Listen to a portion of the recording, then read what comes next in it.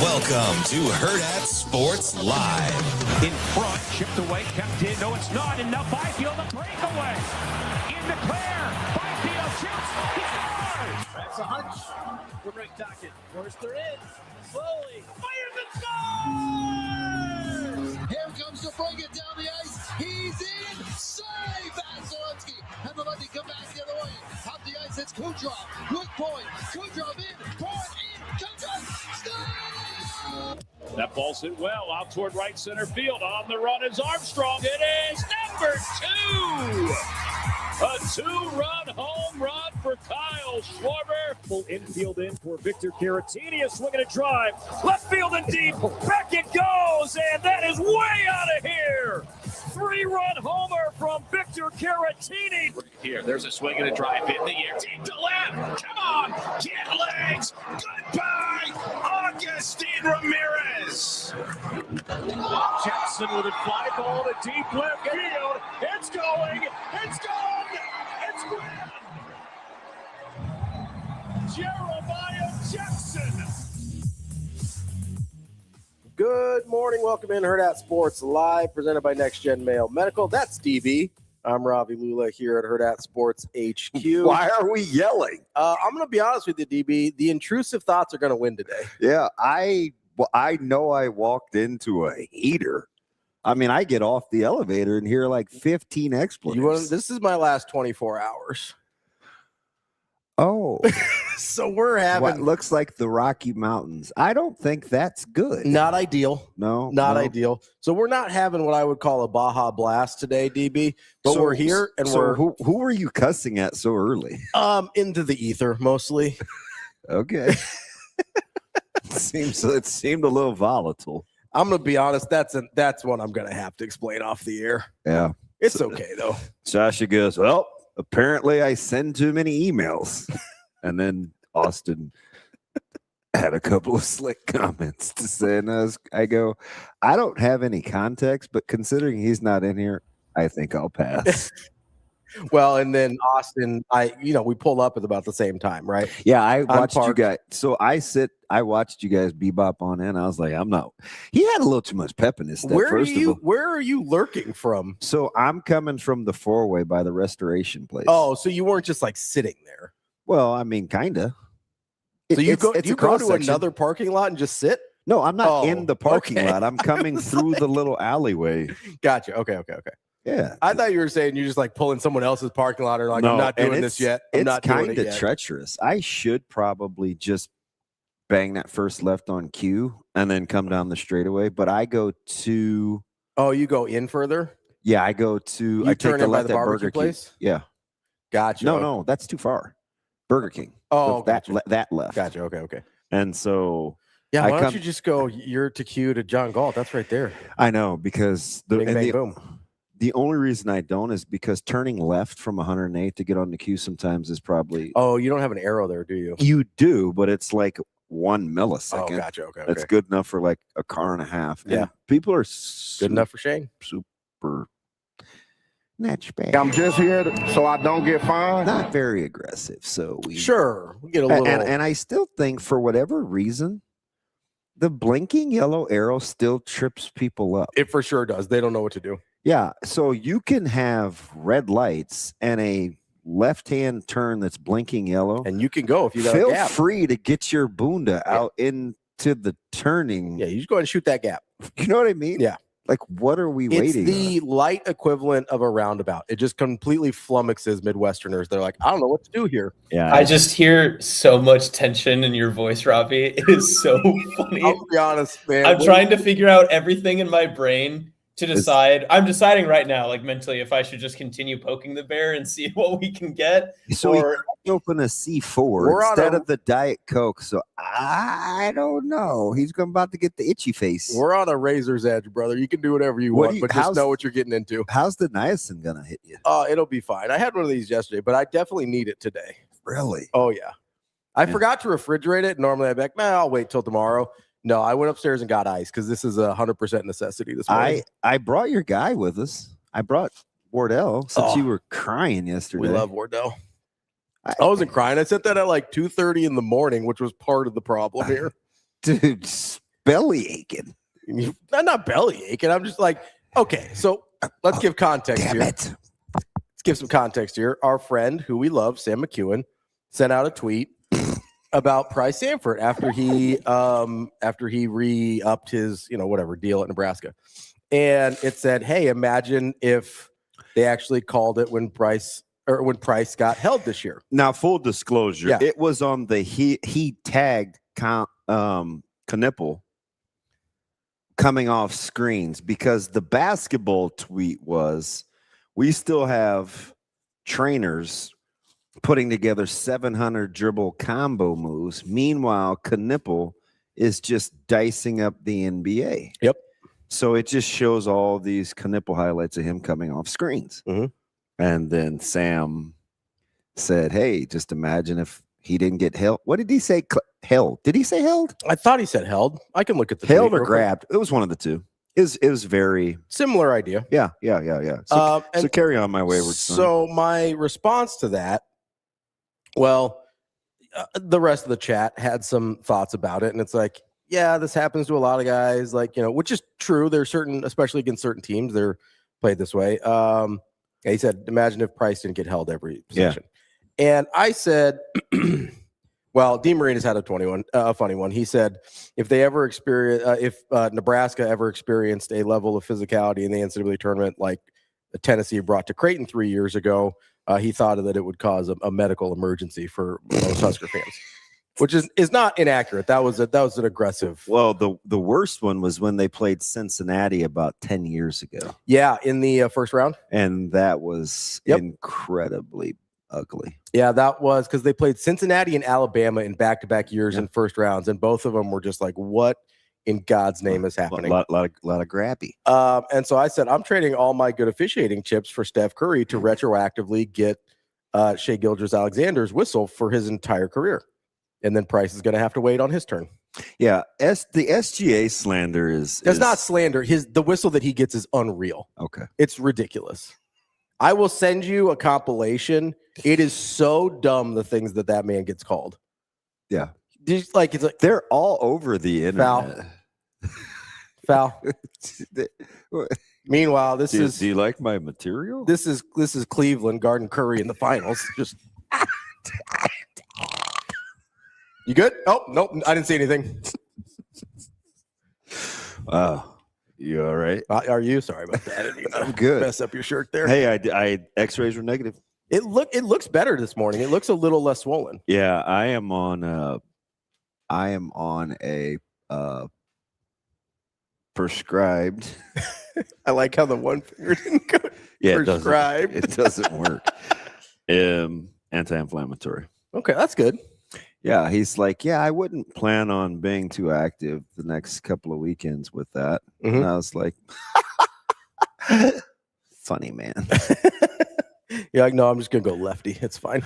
Yeah, I'm playing. So yeah, but do you know what happened? What's that? So you were kind of right. Wasn't enough force to snap a bone without contact. Mm-hmm. But it was enough torque to pull the ligament. Oh, yeah. It's detached. Oh, no. That's bad. It hurts. So you know what happens sometimes, and I'm glad it didn't. That's okay.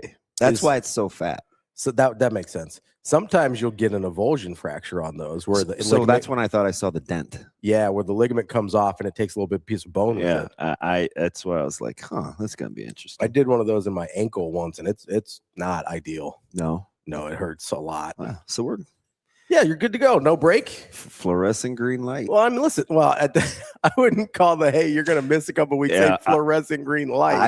I sent him a message, and it's like basically telling your lawyer you committed a crime because he is my doc. But I was like, hey, off the record, hypothetically, if you had a deranged friend that was super competitive, is there anything else he could take just to get by? Going off book a little bit there. Yeah, he gave me the laughing emoji and was like, yeah, what I prescribed. It's like, damn it. Take what I told you to, DB. Damn it. Take what I told you to. I mean, I could find somebody with whatever he said. I know I could. Does it start with a T? Oh, that'd be nice. Just for a quickie. I mean, All some people need. listen, we have a head coach at one of our programs that went through a medical issue that no one knows about. It was fairly serious. Yeah. And because he's competitive, Yeah. he's a man. He didn't get it looked at. Yeah. Yeah, he may or may not have taken a little of the T word to get by. I was like, Tylenol, right? yep, Yeah. T3. Tylenol, baby. Just regular old T3. Gotta get that. Gotta get that. No, so we're good. So I was elbow deep last night. It was so offensive, man. There were runs scored galore yesterday. Yeah, I think Garrett Crochet just got touched up again, so that was fun. I enjoyed that. Well, shoot, that was on par. I think the average total number of, am I saying that correctly? The average total runs in every Major League Baseball game yesterday was 14.4. Yeah, that's aggressive. That's pretty high. Yeah. And here I was thinking, I'm so spoiled. I was like, please, Dodgers, don't let the Mets get off the scoreless schneid. Mets haven't scored for 20 innings. Well, they're and they didn't score last night. At I was locked in. At least they haven't spent a lot of money on their. clapping. At least they haven't spent a lot of money on their lineup. Wait a second. Lindor, he's expensive. Bichette, he's expensive. Yeah, Bichette is Simeon, getting he's expensive. Bichette is getting booed. Yeah, well, I mean, that was a weird deal with Bichette. Because he's sort of always been like, oh, yeah, if he does this, this, and this, but he's never really been, I don't know, like outside of last year. Yeah. It hasn't really been like the dude you thought he was going to be, and certainly not with the power numbers. I gave him his goodwill, of course, because I mean, I was on him preseason last year saying, is Bichette ever going to be the guy we say he is? Like, he had an okay, and then he blew up last year. I mean, even blew up last year is like relative. I think there's a lot of, not to get like too baseball nerdy on you here. I think no, baseball nerd is good. I think there's a lot of like batting average on balls in play with Bichette. Yeah. Like, because his numbers vary pretty widely on batting average, but like his OPS and on base percentage are generally about the same. I like this. We don't do this enough. Carry on. And so like he's basically an 800 OPS guy for his career. Yeah. That's just who he is, right? Like the power numbers are between 18 and 24, but the batting average will sway like 60 points. Yeah. Right. And so it's like that kind of leads me to believe like, hey, like you've had some years where you got pretty fortunate. You had some years where you didn't get so lucky. You're probably somewhere in like the 270, 280 range legitimately. With an 800 OPS. Yeah, and anything outside of that's an outlier. But the OPS is like between 800 and 820. Like that's just where he lives.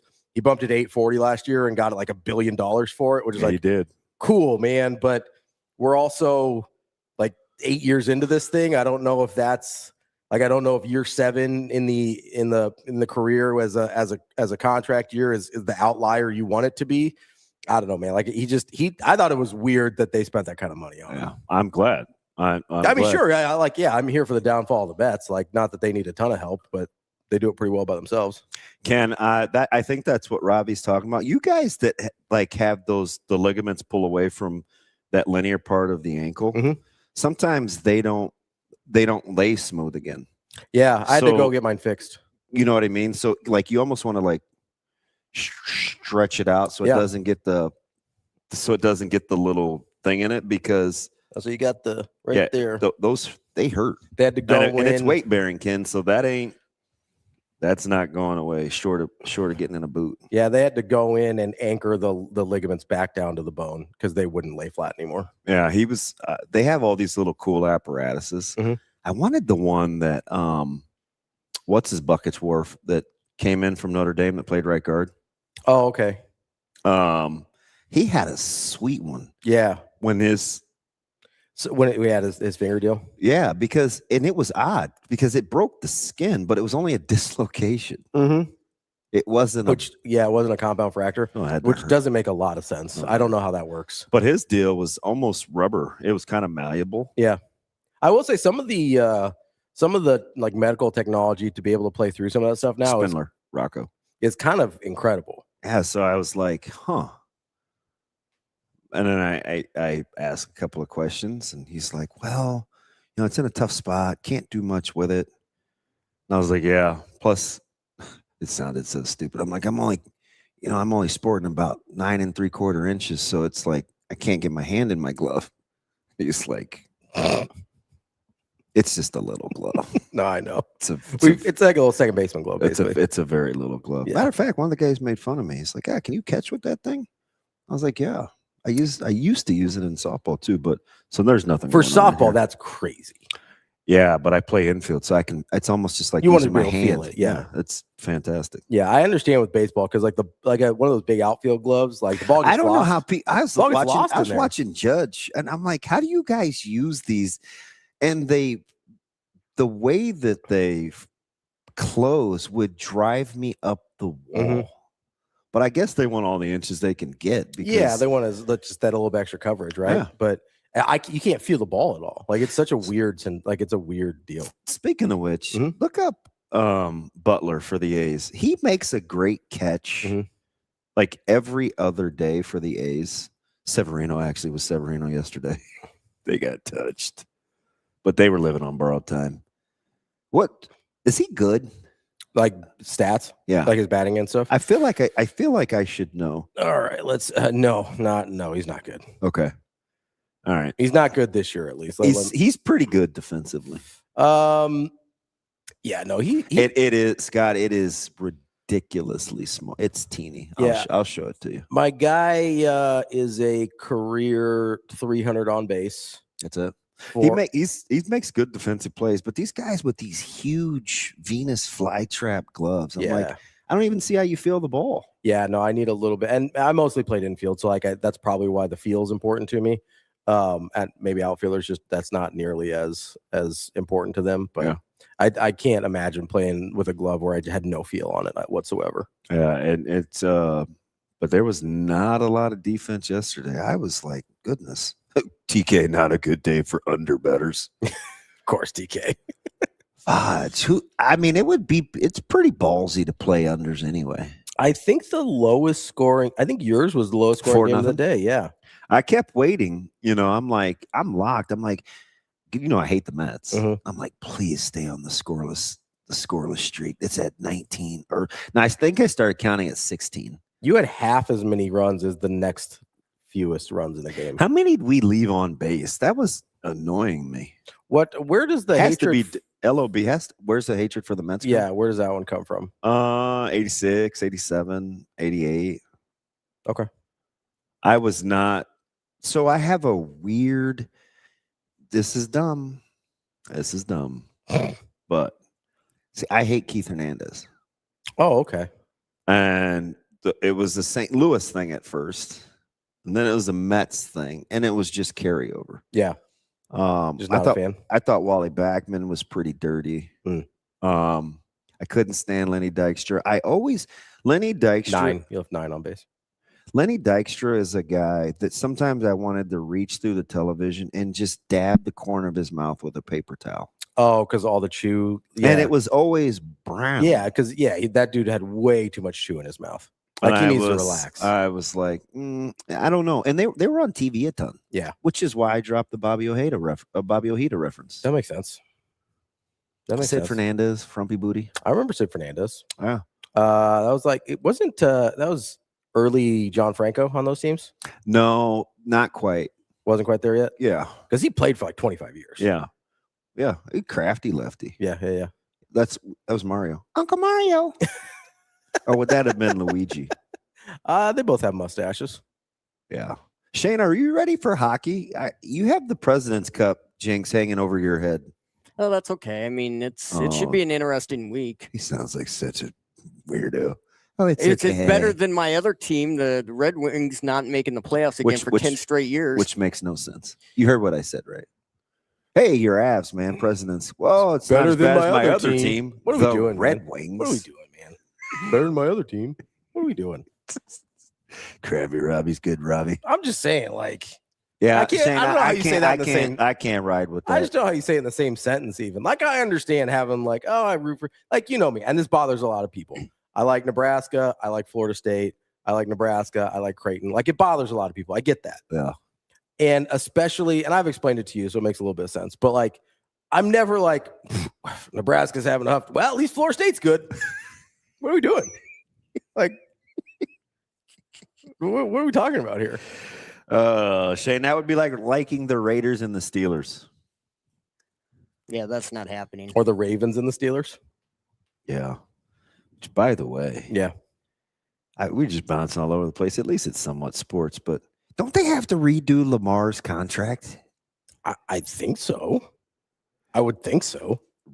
Bro, you can't. They can't play like that. Is he going to show up? No, he went to. He said he I know, but well, Mentor is his guy. I know. Like, you honked for him. You better show up. Maybe that's like a little good faith thing, and now you got to figure it out from there. But so I did a little investigating because I teased this just on a humbug with Wicks going to Philly and AJ Brown being on the move. Mm-hmm. Where did I miss that they signed Hollywood Brown? Oh, I don't know. Did you know that? I don't think so. Go look at the Eagles wide receiving core. They kind of revamped that deal. He for sure isn't coming back. No. I mean, when June comes and they don't have to take the cap hit, I mean, adios, sayonara. But I'm telling you, they do need to get younger on offense. I will say that's an expensive old ass offense. Hollywood Brown has never been as good as I thought he was going to be. No, I get it. But he kind of flew under the radar. Yeah, I didn't know that. I really did not realize that he signed with. And they got, Eagles. Then they signed Dontavian Wicks from Green Bay. Oh, yeah, that was like a 5th rounder or something they got for him? Yeah. Or they had to send. Yeah. I hate to jump around to another sport, but you're not a WNBA guy. Not really, no. I know that they drafted Fudd first overall. That's about all I got. So Flau'jae Johnson gets moved as the 5th pick I did see that. 2 seconds? I did see that. That's weird. Like, what? I don't even understand that. So they swapped with the Storm's first pick of the 2nd round, and they got a second. So they got 2 2s for the top 10 pick overall. Well, and then who's doing that? So, and I don't think this makes it better, but their GM was like, "Oh, we agreed to the trade before the pick was made," and I was like, "Is that better?" Yeah, I don't have a good sense. This is where my lack of WNBA front office machinations hurts me. I can't imagine you've been aficionado. I don't know what, like, in the NBA, I have a really good grasp on trade values. Yeah. Right. You trade the number 5 pick in the NBA. Like, I have a really good idea what you should get for that. NFL, same deal. I have a really good idea what you should get for that. WNBA, I have no idea what's normal in this situation, but the fact that it's like 3rd on my ESPN headlines tell me it's weird. Yeah. Like, normally that's not going to make the cut if it's just like, oh, they traded a pick, whatever. So as I'm kind of counting I wonder if Dunleavy runs Golden State Valkyries front office too. That would make more sense. Guy's a clown show. So, by the way, you see what I'm wearing, like, to honor my guy here? We got the Currys on for Wardell as well. I'm just saying, those are horrible. Listen, those look like old man walking shoes. They're not my favorite. I think they were a gift. You're not sure? Well, I can't remember because I have another pair. They're not that old. How are you forgetting? Well, they're like 7 or 8 years old. These are those pink carnations? I don't know if they're carnations. There are flowers on here though. We should show them. Yeah, the flowers here. That's so we got some flower action on. Okay. What are we doing? I will say I enjoy a nice design on my shoes. Oh, fudge. What? Those are flowers. Yeah, my tennis shoes. Legit flowers. Yeah, my tennis shoes have magnolias on them. They're white and gold. It's beautiful. Beautiful shoe. I like Masterpiece. I'm a big Magnolia. I'm a big Magnolia guy. It's fine. There's a backstory of that, but that might be a little too culturally. Well, speaking of culture, magnolias are big in the Indian culture as well, so I'm a big fan. Really? Yeah. Magnolias and lotuses. Just different shades of brown. Exactly, man. So lotuses too? Yeah, lotuses are big. It's like new beginnings. And I know. Did you ever watch White Lotus? I haven't, no. Yeah, about 3 episodes in. Okay, it's kind of weird. I think I'm out. I can't take the American Pie lady seriously. Why? It's her voice, man. All I can, The American Pie lady. so it's her, it's that, and then she's in Legally Blonde, I think. Also, all I can picture her. Why? All I can picture is always. Did you accidentally just hit that? No. Or you're like, oh, Legally Blonde. I think I feel like a good show. I think my I can't sister. even do air quotes. Am I allowed to Google American Pie Lady on my work computer? Yeah, absolutely. We're Okay. just during the show. As Make sure. naughty as you are, Jimmy Neutron, It's the old- you it's- can do anything. It's Stifler's mom. It's the older one. Jennifer Coolidge. yeah. Every time she. Oh, Jennifer Coolidge. Yeah, I just expect her to be like, it makes me want a hot dog real bad. It's all I she's can ever think. Is it the credit card commercial? Yeah, she's Discover. on? And it's like they shoehorned her into that dress. She looks horrible. It's like, is that shallow? I mean, listen, you gotta do I'm what you gotta sorry. I hate when I do that and I have to go back and get it. And then I kind of whisper and it's like, Is it bad that my kids know her as the Minecraft lady? whoa. I don't even know what that means. I don't even know where he came from. do. He's still in Lincoln. I think, right? You're in Lincoln today, Rico? Yes, sir. Just help the kids get out the door. Rico. Yeah, when Rico's not here and you talk to him, can you guys like look straight up and make it like Instinctively, that's what I do. There was no segue. Yeah. He just starts talking. And with idiot dude over here on the mic, I never know if it's a real person talking. No, the other one. Don't talk about Shane like that. I am talking about With the Shane, drops? actually. I never know if it's the real person or not. It's true. Especially with the Sasha drops, it does take me a minute. Well, even AJ. He doesn't have a ton of drops, though. Does he? Well, he has enough to throw me. Yeah, that's fair. Yeah, That's for fair. sure. So then Rico just pops in out of nowhere. It's true. And then he kind of has like it's the voice of God thing. It just feels like it's coming from above. feel it? That's not him. That was fake. I mean, it was real, but it was recorded. Yeah, that's weird. It's tough to figure out. It is. It takes me a second. We should probably play that game. Are you used to having this many voices in your head, Damon? No, it's Usually just Kenny. yeah, just Kenny. It's fine. Recorded. Just Kenny. Yeah, Kenny was messing with me yesterday. Was he? Damon, leave the meat on the counter. See. Apparently that's girl Kenny- legs in our Discord too. Idiots. I never mind. What? What happened? Nothing. What happened? I'm more of a sausage know? guy, though. Unless it's the person sitting in that chair and I can look at them, I don't know if I never know. Hypothetically. Okay. Just like your doctor, just hypothetically. Yep. Can brother get some Tylenol? Yeah. If you made a nice carne asada burrito, Okay. You grilled the carne asada, you put it in this nice little deal so it wouldn't fall through the grill grates, and Okay. you used it was full of stuff. Right? Okay. What kind of stuff we got in there? You didn't finish it. There's probably it was a fatty. Mhm. Like fatty.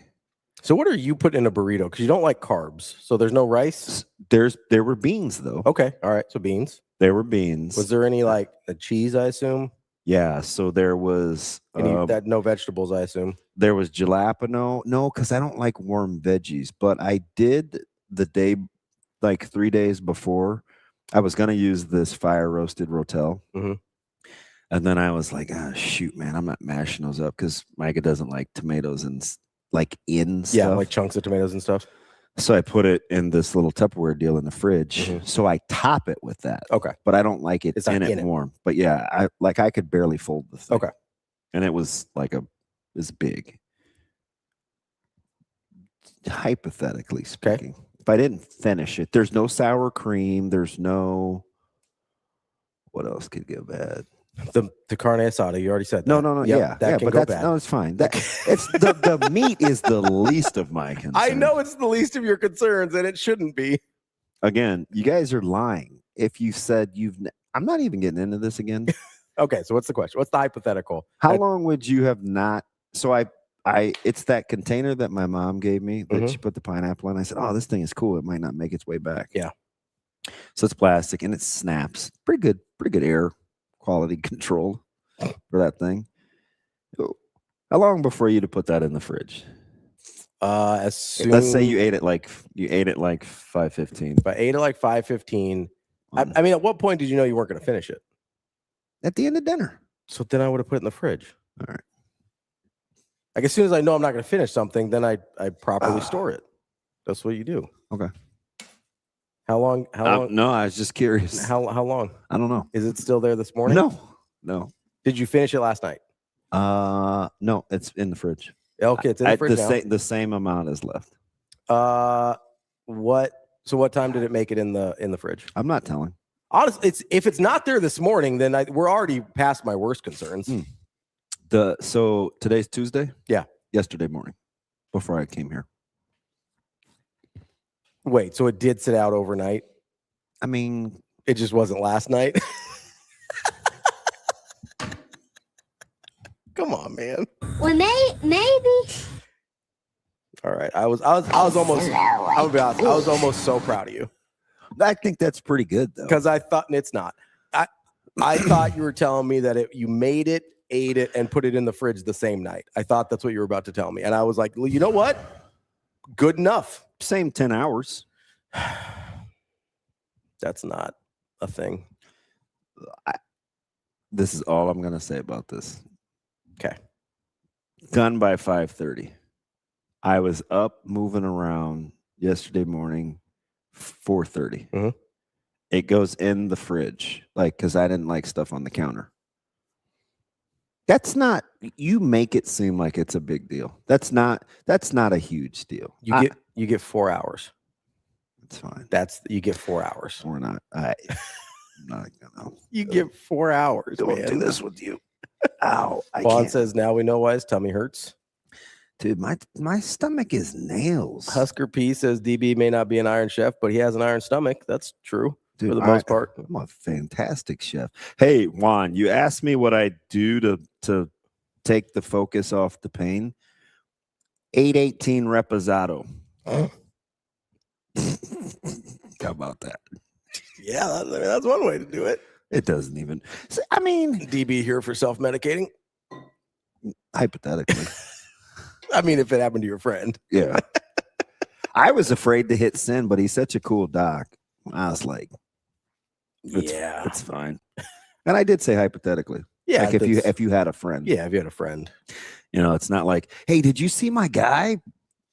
He took an L. Nats doesn't take a ton of L's, but did you see they did get butt on the it went to careless driving, reckless to careless? Oh, yeah. Yeah.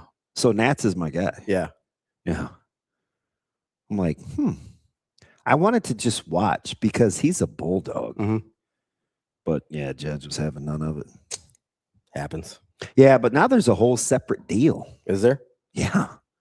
On how they actually the judge did a good it depends, like the judge did a good job of not letting them introduce how they were treated. Mm-hmm. They made the distinction of just the driving infraction. Sure. Like it didn't get into anything else about how it came to be. Yeah, because that body cam footage will not. Yeah, that's for trial. I mean, that'll have its day. Yeah. So just not gonna go well, especially if you get a jury. No, like it's gonna. And I'm a little surprised Bud stayed as cool as he did. Look, hey, can I get my seatbelt? Hey, I'm not touching. Hey, my hands are like he was for him, and he doesn't drink, so it helps. Mm-hmm. But like, I've been worse over something stupid coming out of Fresh Time on 148th and Maple. Is that one of those? And not to get like way serious here on you, but is that one of those? As he got older, he realized how much he had to lose. Yeah, it's his kids. Yeah, totally. Right, like there's totally because. I don't know, rewind 15 years. That's a different interaction. Probably. Right?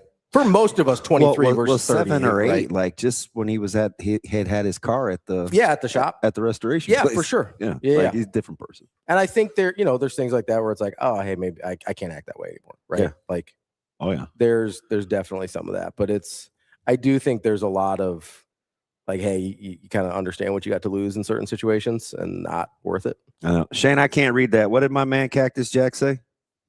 He says they used to hang beef in the barn for 21 days before we cut it up. Nobody died. I know. See, I tell him that's why I rock with Jack. So I know that that's why Jack, me and you, man. I can't do it like I want to. There me would be a lot of follow-up questions here. Number one, what did you do to that beef in order for it to He probably hang? used a little salt. I seasoned my carne asada. The salt was good. An ocean's worth of salt. That's how you preserve things. That's all relative. That's literally what they used to do for centuries. Here's the other thing. During that process and during that method, I get that no one he knows died. A lot of people died from food poisoning before modern refrigeration. A lot. It's a very common cause of death. Maybe it was during the wintertime when he did that and it was cold That's enough true. to keep it. Maybe it was in like January and then it's like, yeah, it's in the barn. It's it's 12 degrees out there. It's in a freezer. Listen, I have a question. Time out. You need a full or a 30? Let's do 30. Let's do the 30. Okay, what do we got? Shane, how cool do you think the prepackaged stuff is that you get from the grocery store? It's a little cooler in the back. So I mean, if they get it really stocked and it's out, away from it off the shelf, it's going to be a lot warmer. So I have a science question. Those are preserved meats. Those are different things. No. Yes, they are. They're inherently different. No, they're not. Yes, that's funny. They. How did the dude find an Oregon Trail picture? Who did that? Cured. Is that you or Suave? Looks like it's Jimmy awesome. Neutron because he's looking around. That's fine. There is a definite difference between like lunch meats, like you're talking about, which are no. Yes. No. Go ahead. Sorry. Go ahead. Shane. Well, Jack says weather is the key, no flies, but didn't want it to freeze. So I'm guessing there was a certain level of chill in the air that helped him out there. Yeah, just like in my kitchen. To be fair, you do keep your house like 40 degrees, so that might help. There you go. I have a question though. This is me not knowing. This is just me processing out loud. Is there something to having you cook the meat, then you chill it, then you warm it all up, then you cool it again? And you repeat that. Like, let's say you cook like a bunch of taco meat. Like, I'm big on not reheating the whole container. Just reheat the amount that you want. Sure. But I see people like do the whole thing, then put it back. Like, is the back and forth?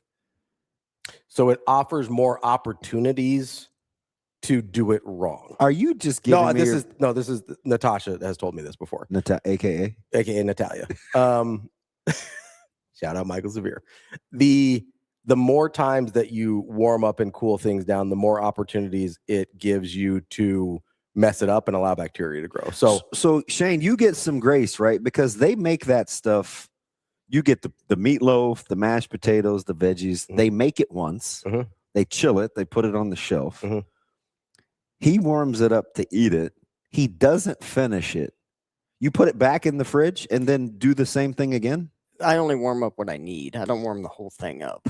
You're not cutting half a piece of meatloaf out of that little to-go container. Oh yeah, I am. I believe that. He doesn't eat very much. He's not warming that whole thing up. It's a goddamn slice of meatloaf. It isn't like a 32-ounce bone-in ribeye. It's a thing of. It's not even big. It's thick. It's got a lot of ketchup on it. Oh God. I'm cooking it with the potatoes and the green beans. Makes no sense. You know what I'm talking about, Yeah, right? I do. You've seen those to-goes. Yeah. No, I do. Yeah. I believe that he cuts it up. The only thing that's big, I look at that about every 3 days just to see what they have. Now, the beef cutlet or the pork tenderloin is huge. Yeah. But the rest of the turkey, all that stuff you're getting sliced, pre-done in those packages, it's not a ton of meat. He doesn't eat that much, though. You know that. So are you so I'm to believe. When you're buying a container of meat, hang on. Sliced meat. Hang on. So I'm to believe. He's making fun of my fingers. I can't do it right. Jerk. You just got some aggressive hands going. So I'm just trying to catch you. Okay. No, it's fine. He learned that this is a good media technique when you're on video. I can't remember what did they call that? What did Tyga call that? I don't know. We call it something else. But What do you call it? You want me to really say it out loud? Yeah, douchebag. We call these character hands. To the boons. Anyway, you want me? This dude is falling off his chair. Hey there, Husker fans. What do we think? Boy. He's got a very unique style. I know that this is a serious conversation, but I have to take a break. Can we please? I just have one question. Oh my God. I didn't do this. Yeah, you did. You started with No, that wasn't me. This is not me. Oh, that's to do with the icky touch, right? Okay, I just want to reframe this real quick because I'm getting crushed, which is okay. Like, okay. So you get the scoop. Clear out. We got Kobe right here. Clear out. God, I just wanted to. I mean, right? God dang on the. Just cut the electrodes out. So he gets the potatoes, the veggies, the slab of meat. You cut the meat off. You cut it in half. You scoop out the one scoop of potatoes you get. You spoon out the veggies. Well, maybe like half the potatoes. Okay, it's literally one lump. Yeah. Okay. So what's your point? What are you putting that on? A plate? A paper plate? No, a regular plate. So like glass or whatever, like plastic, whatever, something like Tupperware. No, like a plate. So glass. A plate. What is the plate made out of, Shane? You tell me. You're asking. I'm not at your house. Here we go. You What the tell hell is a me you're plate made out? asking? I have regular plates. I don't have plastic plates. I don't have paper plates. I have regular plates. When you Dish plates. when you hit Oh, did you see? They dug up all this plate. And that's what they made it out of. Drop the plate is going to be in like 7,000 pieces. All right. So glass. Do you use real silverware? Yes. I believe the term we're looking for is ceramic. Yeah, yes. Glass. So the individual meals that you buy, I'm not eating off of paper plates. I'm not eating off of plastic. you don't eat out of the black container with the plastic thing. I understand you don't that. warm it up. You can't warm it up in that. Okay, Isn't it literally designed to warm up in that? Okay. It might be, but I'm only warming That's up why it half has- of it. I'm only warming up half of it. Shane? I'm just trying to learn. I don't want you mad at me. I'm not mad. It just seems like an awful lot of effort to eat baby portions. Like I like eating off regular plates. Okay. Regular silverware. What kind of plates? Regulars. Regular? See, you woke up and chose violence. I'm just trying. It just seems like a lot. Look what Hot Danger says. Do you put your Hot's kind of he's It's a not peacemaker. glass What did plates. he say? I meant breakable. When I was thinking glass, I was thinking breakable. Ceramic is clay, though. He's correct. No, of all the things so that we do you say, put- why did that make you mad? Do you put your hamburgers on the regular plates, or what do we do here? See, Who the hell has glass plates? They actually do make glass plates. I know They're they do. see-through. I have some. But who has them? I don't have them. okay. No, he's just got regular plates. Listen, I just was trying to figure out science. We were off to a good start. There's a lot of sports, but yeah, I just You need a little break to have a hamburger. it just was you clearly pissed. No, I'm not mad. You're trying to learn. No, it was honestly.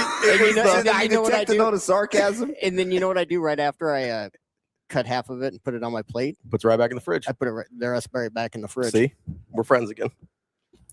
The regular fridge. In the regular fridge. Not in the dorm room fridge.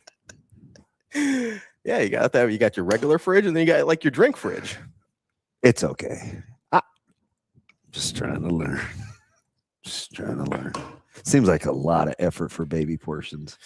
Maybe it makes him feel like he's making himself a nice meal. You put it on. Shane, is there this thing in you where you say to yourself Why would I competitively, want to go buy paper plates and waste the money? dude, I buy. I don't think he's talking about paper plate. I think he's talking about like I just spend warming it up in the. I spend package it comes in. $23.79 every month on 160 Chinette paper plates. Yeah, see. No. Every month. Yeah. Yeah. I would listen. here's the thing.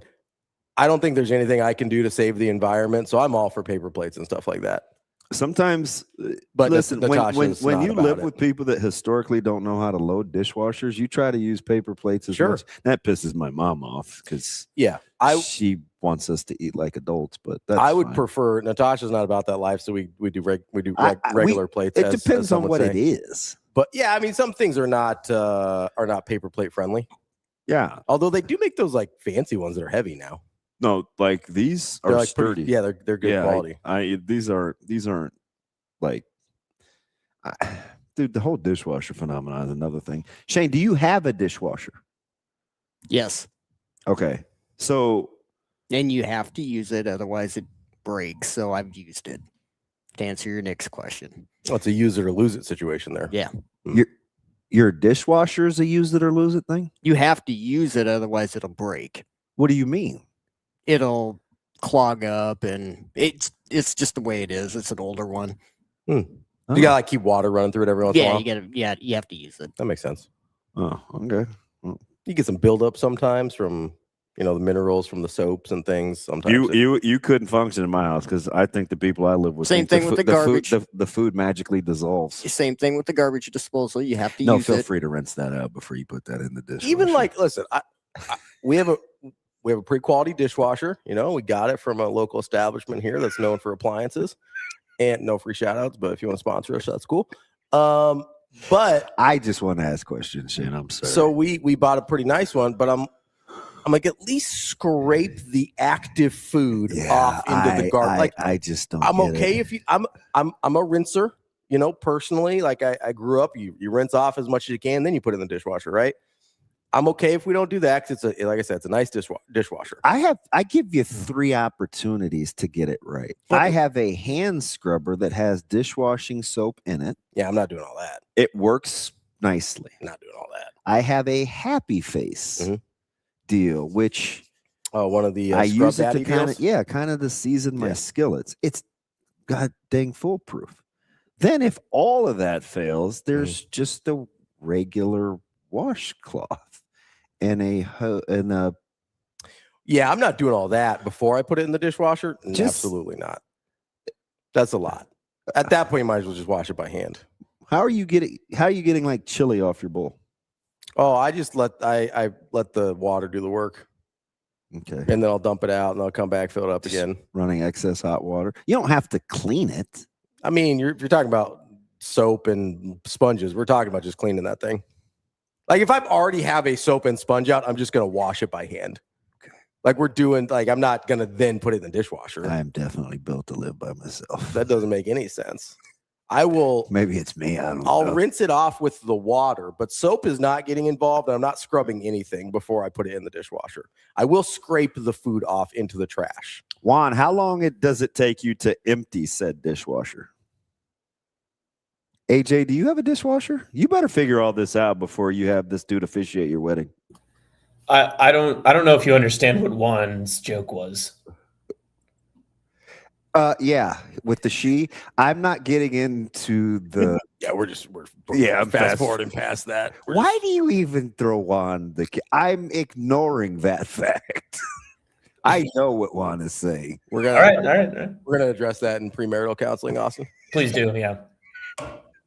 Dr. Fiance and myself very much looking forward to hanging out with Ravi. Married a sugar mama. I was gonna say I actually know that Austin does almost all of that stuff around the house, so it's fine. AJ, do you rinse your dishes before you put them in the dishwasher? Yeah. Okay. Do you scrub them before you put them in the dishwasher? Listen. They're exact. Now you're putting your own. So on the that. point of No, listen. If there is, Are you washing a dish with potato salad residue in it? If there, I always got to be potato salad. I don't know. What else you guys? That was eat? pretty good potato salad Like the other day. mayo. You guys want to hear the white person meal I made the other day? Yes, white people meal with Austin. So Dr. Fiance goes, "Hey, I really want a casserole," and I said, "Shocking." And then I asked, "What would you like in it?" And she was like, "I really have a hankering for tacos." And so I told her, I was like, "Okay, so you want like a taco casserole?" I was like, "I have never heard of this. Like, what do we do this?" And she goes, "Oh, it's easy. You just put like a layer of ground beef with the taco, like the taco meat, whatever. And then we'll put tortillas on top of it." And I said, okay, that's just a taco. She said, but wait, what if we put like some bell peppers, some like salsa, some cheese, and then we layer it with more meat on top of that? And I said, oh, interesting. And then I asked, then what? And she said, what about another layer of tortillas? And I said, now we're getting ridiculous.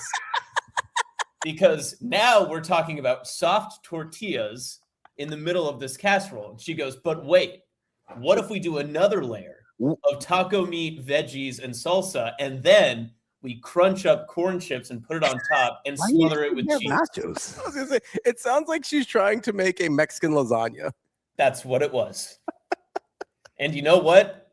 It wasn't half bad because all the ingredients are actually like there. But when you eat it, you're like, this is just a mess. Like it's just a garbage disposal of taco food. The more you know. Better or worse than the tuna casserole she invented? Far better. Far better. This is and because I'm also like both of us are eating it, unlike me the last time when I just had to eat the entire thing. Am I the only one that can't get past slicing a slice of meatloaf in half? Yes, I believe so. I think you're stuck on that one by yourself. I look at that is there a part of you that likes to see how far you can make the meal stretch? Probably. Okay. Because I know you could eat that. That's something you would do. Not like with a meal, but you'd like make it a game. It seem like I'm like no, you would make a game out of something like that. Though. I would, but it's not like if I had a 12-inch, I'm not gonna say, "Oh, I'll eat 4 days." DB.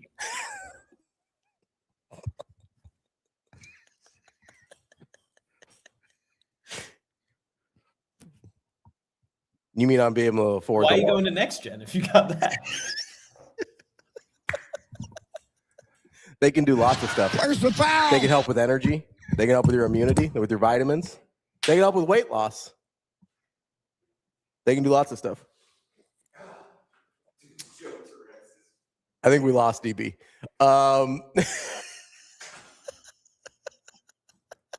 Where's the foul?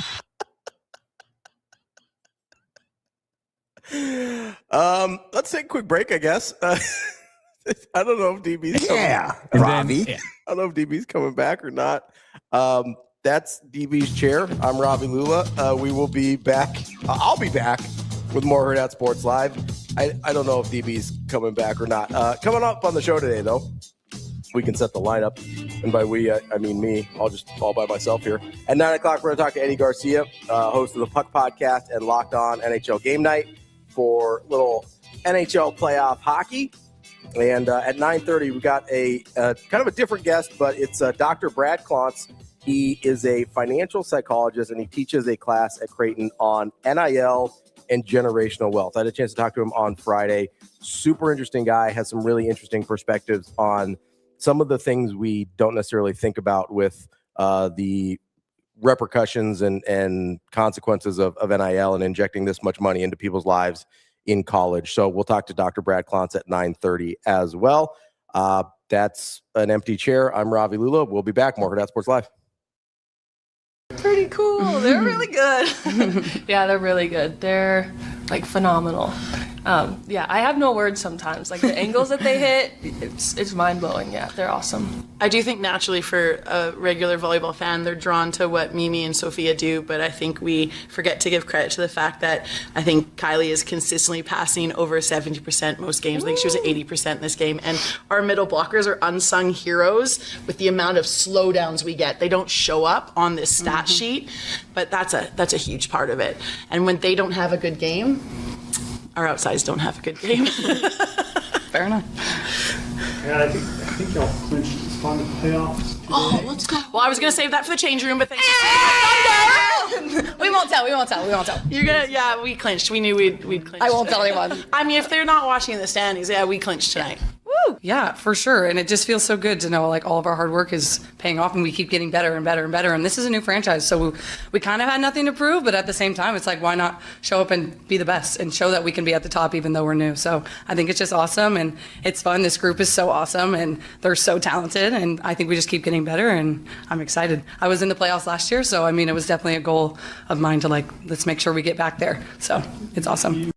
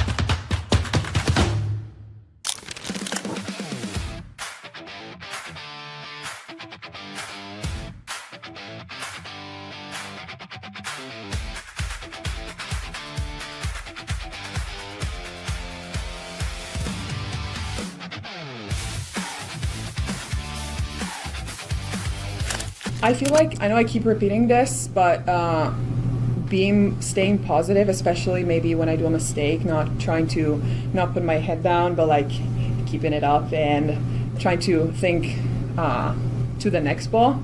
I know it sounds really like basic, but it's really been helping me. It's something that I've tried to work on before coming here, but it wasn't really like a big focus, especially because just the way we play overseas, this is not a really big thing, if I'm explaining myself. But so yeah, trying to do that, it's really been helping me, especially in practice, and then putting this in the game. I think it's just been the preparation that we've had a couple of weeks now in indoor, and kind of getting used to banging back indoor and being with my teammates again, and just playing 6-on-6 has been a good adjustment for us, and I think that's really set all of us up for success for today and getting us all prepped for the rest of our season.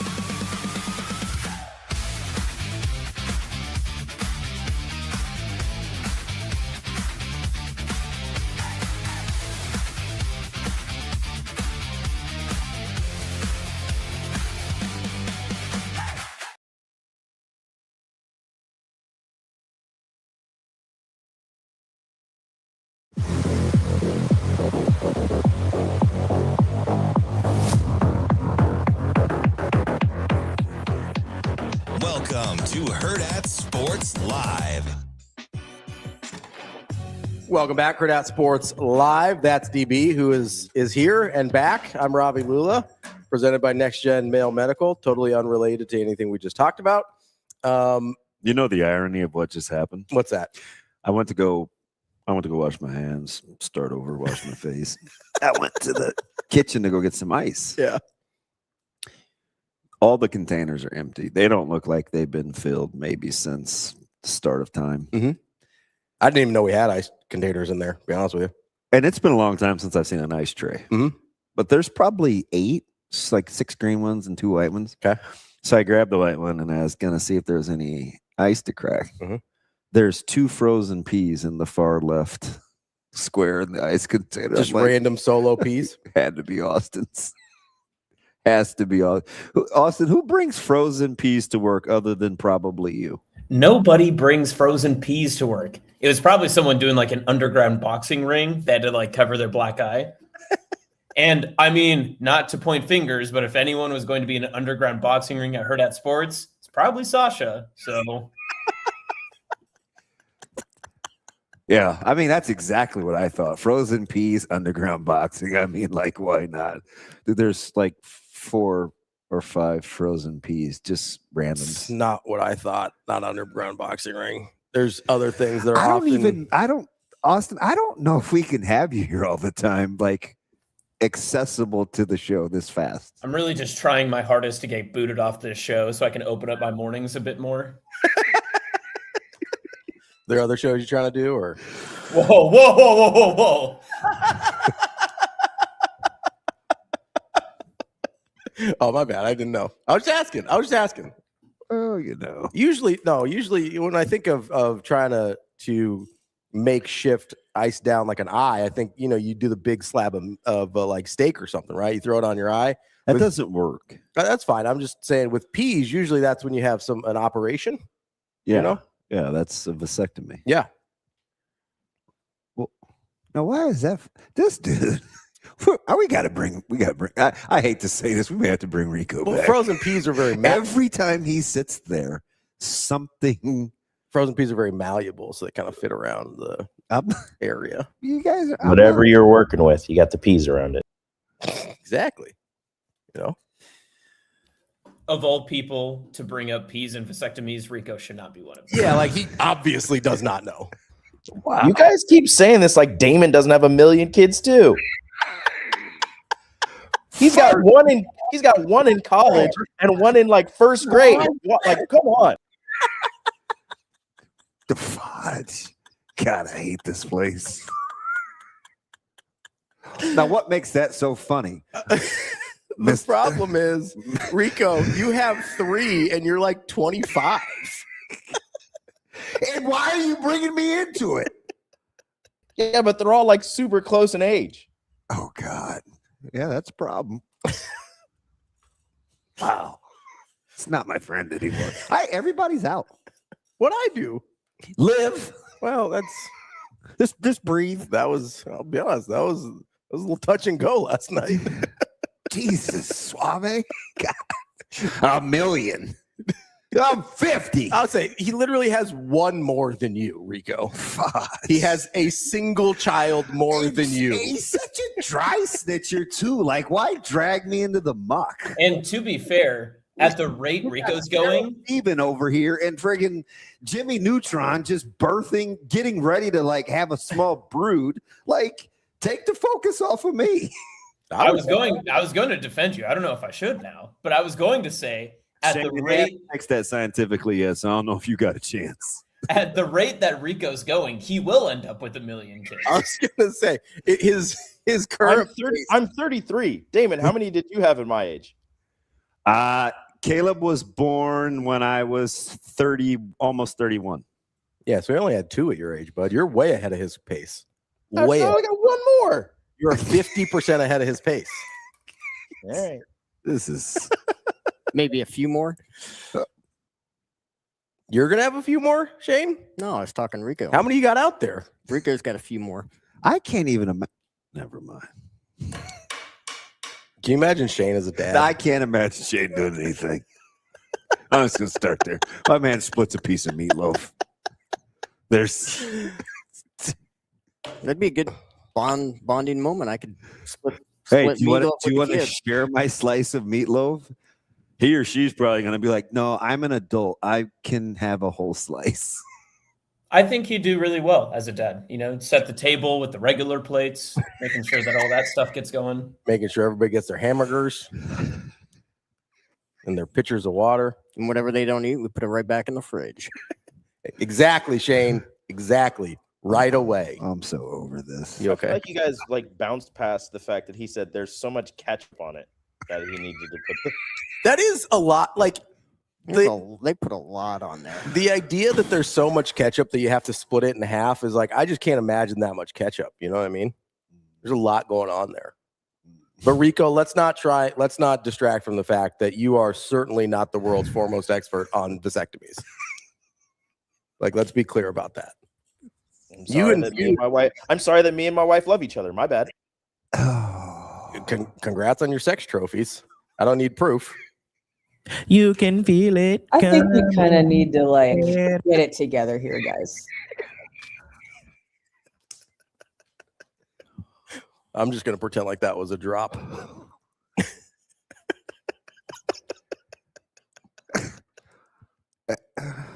It's just pretty volatile. No, they're all worse. Nobody likes anybody. To be fair, you guys hit on so many sports like in the right first off hour. Yeah. Right off the bat. So I think that's the problem. I don't even know how we get along. I mean, you got WNBA, NHL, baseball. I got really into BABIP early. You did. That was deep. That was deep analytics baseball cut. You know, and I was like all in. No, and now I don't want to talk to any of you. So here's the problem: is I think we got to sports too early, and then our natures took over. Not our. I asked a simple question about food storage practices, and it spiraled. Yeah, you rip on my. I did not rip. I asked a question. He did about plates. I was curious what kind of plates you were using. I thought that was reasonable. I'll be honest, I was picturing Shane using paper plates. If I was living by myself, again, yeah, I'm paper plating all day. How are you not? I don't get it. She's got to be a saint. I don't know. Shout out to her, though. She kind of low-key saved my ass last night. Wasn't good. Her and Doug both. I just was not waking up. Like, I was having a low blood sugar. I was not waking up. This is right before. This was like an hour before I text back in the group chat because I was like, well, it looks like I'm not falling back asleep today. What time was my barrage of sports tech? At least those were 3:30. I think sports related. Yeah, it was a little rough. And so I was having a low blood sugar, and it was heading down. And Doug woke her up, and then she wakes me up and is like, "Hey, eat these. You're just cramming Jolly Ranchers down your throat." No, she's handing me Pop-Tarts. She said, "Hey, quit trying to die, dummy." And oh, that's so loving. She didn't say the dummy. She's like, "Hey, you need to wake up, man. Like, knock it off." Wow. Wow. Hey. Yeah, Doug's a real one. He was just like, "Hey, wake up." He'll just step on you. Like, he's a big dog too. You know, wow. He does that. So, shout out to Doug and Natasha for helping me out this morning. Hey, Jimmy Neutron, do you have, or Shane, do you have that Ryan Day clip? Yes, that was all Rico. Oh, I don't know if I want to talk to him again. He doesn't got to talk. He's got to pull up the clip. If you say Rico, can you pull up that clip? I'm sure he'll do it. Rico, can you pull up that clip? I thought so. We talked the other day about guys just saying things because of the positions they're in, and it comes with Dusty May. Yeah, it comes across as kind of weird, detached from reality. Yeah. So I'm checking the draft, and I see Tate, Reese, and Sonny Smith. Sonny Styles. And Caleb Smith. There you go. Caleb Downs. Who's Caleb Smith? I don't. It's a whole Smith thing. You just think black people. You think Smith. Nah, just Williams. Johnson, Jackson, Williams. I knew that was coming. Flipping closet. That's because my guy's name's Willie Williams. God, this place sucks. Wilbert Washington Williams III. That's his full name. Good dude. Suave, hit me with that clip. Across the board at Ohio State, there's an expectation when you come here, you're coming to be a first or second rounder, regardless of your position. And that's it. Just like, if we don't win games and championships, they're going to find a new coach. Well, if you're not a first or second rounder, then this probably isn't the right place for you. And that's just the reality of it. So is there the first half of that is okay. Yeah, I didn't have any problem. You're trying to turn guys into first and second rounders. 100%. I totally get it. The second half of the clip sounds like he is those celebrities that are like, how much does a gallon of milk cost? Like $30? Like, that's what he sounds like. Like, I don't know if anybody's like nice analogy. Like an Arrested Development fan. They're like, how much could one banana cost? $10? Like, that's what he sounds like. He sounds like somebody that has not been grocery shopping for himself in decades and is like, well, yeah, if you're not a first or second rounder, what are you even doing coming here? So is it the designation of first or second round, or is it the fact that, because a lot of times people say, I want to go so I can get to the league. That's a totally different thing. It's a totally different thing. Are you sure? I'm 100% sure. Because there is a certain, this because you guys were basically Alabama and Ohio State in the 90s. There were guys that got opportunities because they went to Nebraska. Mm-hmm. And they were good. Don't get me wrong. Good players. But if they had gone anywhere else and didn't have the eyeballs that Nebraska brought with it, they weren't going to get a shot. Yeah. Right. So you have guys that go in those are your 5th, 6th, 7th undrafted free agent guys. Richard Bell and Nate Turner were getting drafted. Yes. Richard Bell was getting drafted. I bet Richard Bell's last year, I wonder if he had 25 catches. Or like in the Steelers drafted him. Nate Turner, a guy that I love, Buffalo. Reggie Ball. is a good example of this. Like, is that guy getting drafted if he's not in Nebraska? Okay, I'm rocking with you. Probably not, right? So the difference between, hey, I want to get to the league, so I'm going to Ohio State, versus, hey, we only take guys that are first or second rounders. I understand if you're only saying like, hey, the goal for everybody we bring in is to be a guy that people value in that way. I get that. But I also, especially in today's day and age of NIL and transfer portal, where it's really, really hard to build depth the way you guys did, is I don't know how realistic that is. And I don't even know, maybe this is a weird hot take culture thing. I don't even know how healthy that is for the state of a program. Like, you talk about this all the time. Sometimes you got to be good leaders, but in order to be a good leader, you better have some good followers. Right? That's sort of how I view the first and second round draft pick thing versus putting together an entire roster. Because I'm going to be honest with you. Like, I don't think you want man number 105 on your roster who is not playing and likely will never play at Ohio State. I don't know how much you want that guy to be looking around and being like, well, I'm a first rounder. Like, you want that guy's mindset, and that's not to say that he's not talented or maybe becomes something in the future. But in that moment, when you're currently, like, let's say you're a redshirt freshman and you're number 105 on the roster. If they did a power rankings, you're the worst player on that team. What mindset do you want that guy to have? I don't want to ask a leading question. What mindset do you want that guy to have? Well, I think he wants to play first and foremost. He's competing. You want him to have the mindset to compete for. You want to be hyper competitive, right? You want a guy that's hyper competitive and a guy that understands in that moment what his role is to that team. Role acceptance. Fred Hoiberg talked about this the other day. Role acceptance is maybe the most undervalued thing in sports right now and it's really hard because that's not resigning yourself to who you currently are, but it is accepting that that's the role you must currently play. That's really, really challenging to have both of those things in your head at the same time. So how do you juxtapose it? By the way, Richard Bell is a senior. And how was he only two-time honorable mention all Big 8? Richard Bell was my dude. 12th round draft pick by the Steelers in 1990. His last year, 18 receptions, 19.8 per. Sure. 357 total yards receiving. Now, he did have 24 carries for 260 yards, but still. Yeah, that's not a guy that normally gets drafted. Yeah, no, I'm with you. Production-wise, right? I'm totally with you. And TK brings up a good point. Like, do you think Cignetti at all thinks about, hey, is Surratt a first or second round draft pick? No. Is Pons a first or second round draft? You think when he brought in Mendoza, he cared at all if he was a first or second round draft pick? So this is on the heels. Did you hear Kirby Smart yesterday? I'm not sure. Kirby Smart, I mean, with a straight face, I got to see if I can find the audio of it. But in print said, hey, listen, if you're coming here for the money or for a paycheck, you're looking at the wrong place. That's not the guys we're taking. Do you believe that? I believe that's what he wants to be true. I don't know if that's true. So even if whether it is or isn't, he said it out loud, sending a clear message. I believe that's what he wants. I genuinely believe that's what he wants. 100%. Because that's a guy who understands that what he's seeing right now is not sustainable.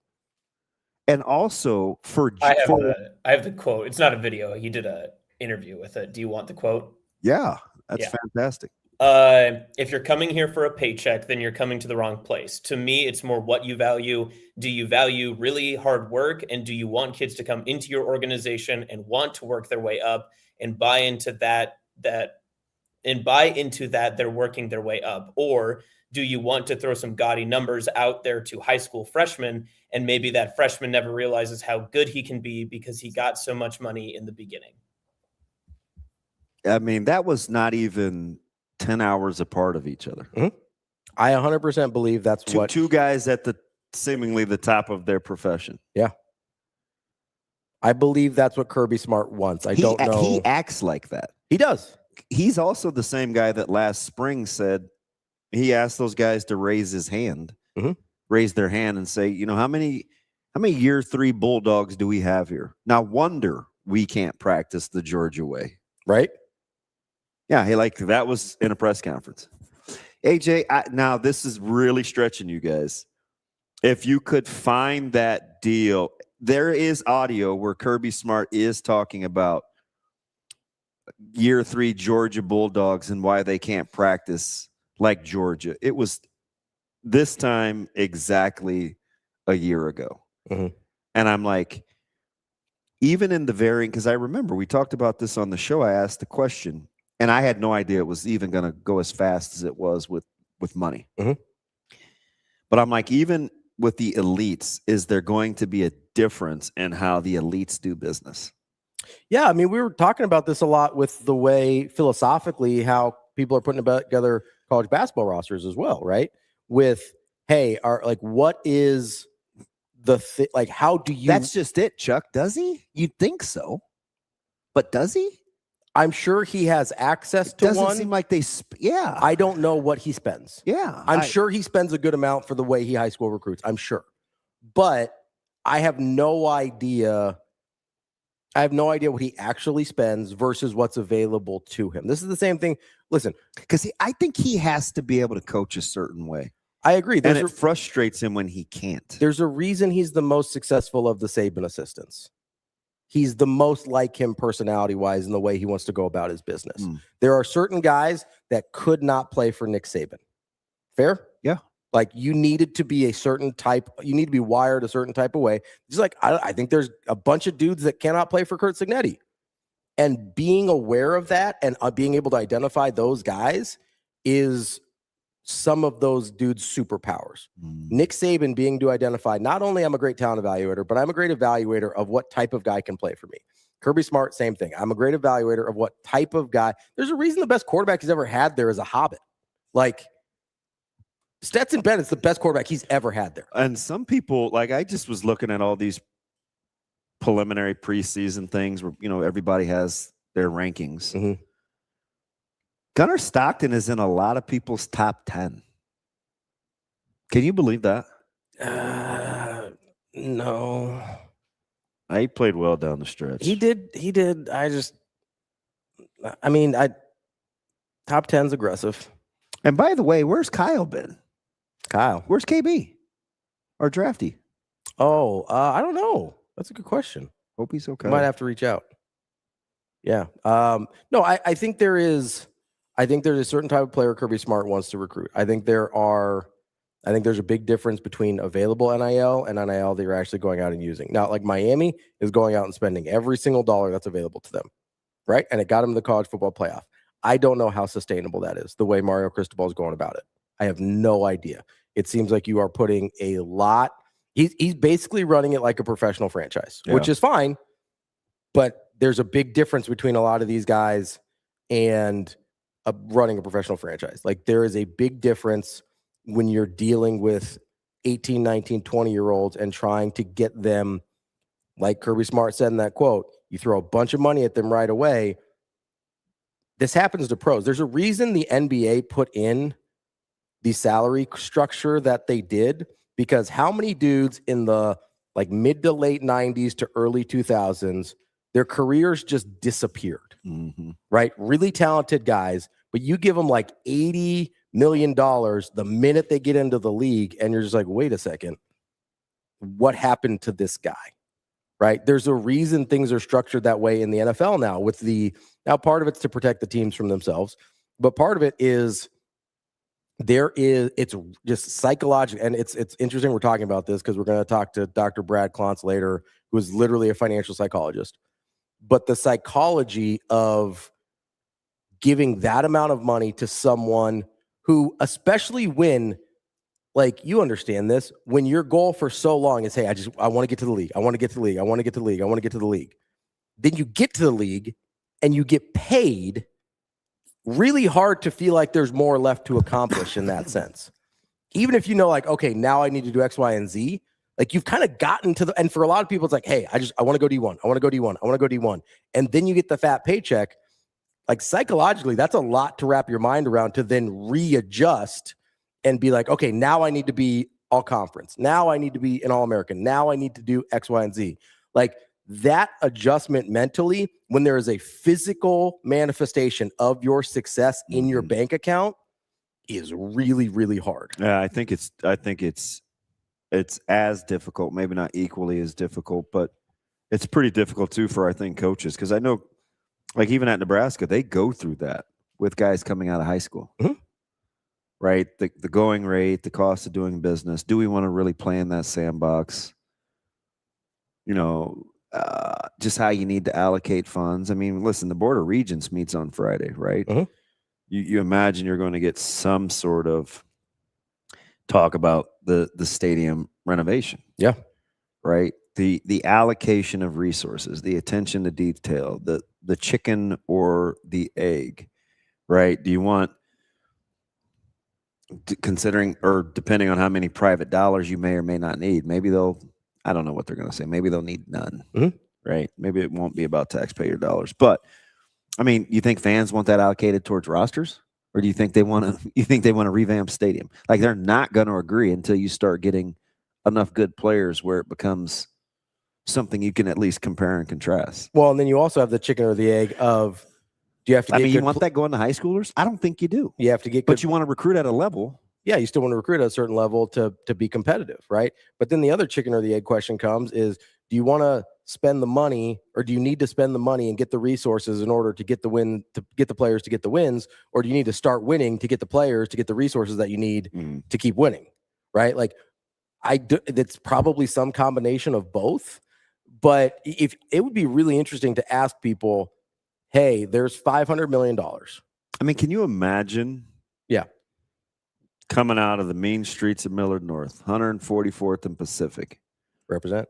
They're like, Ravi, here's $625K over the next 3 years. Yeah.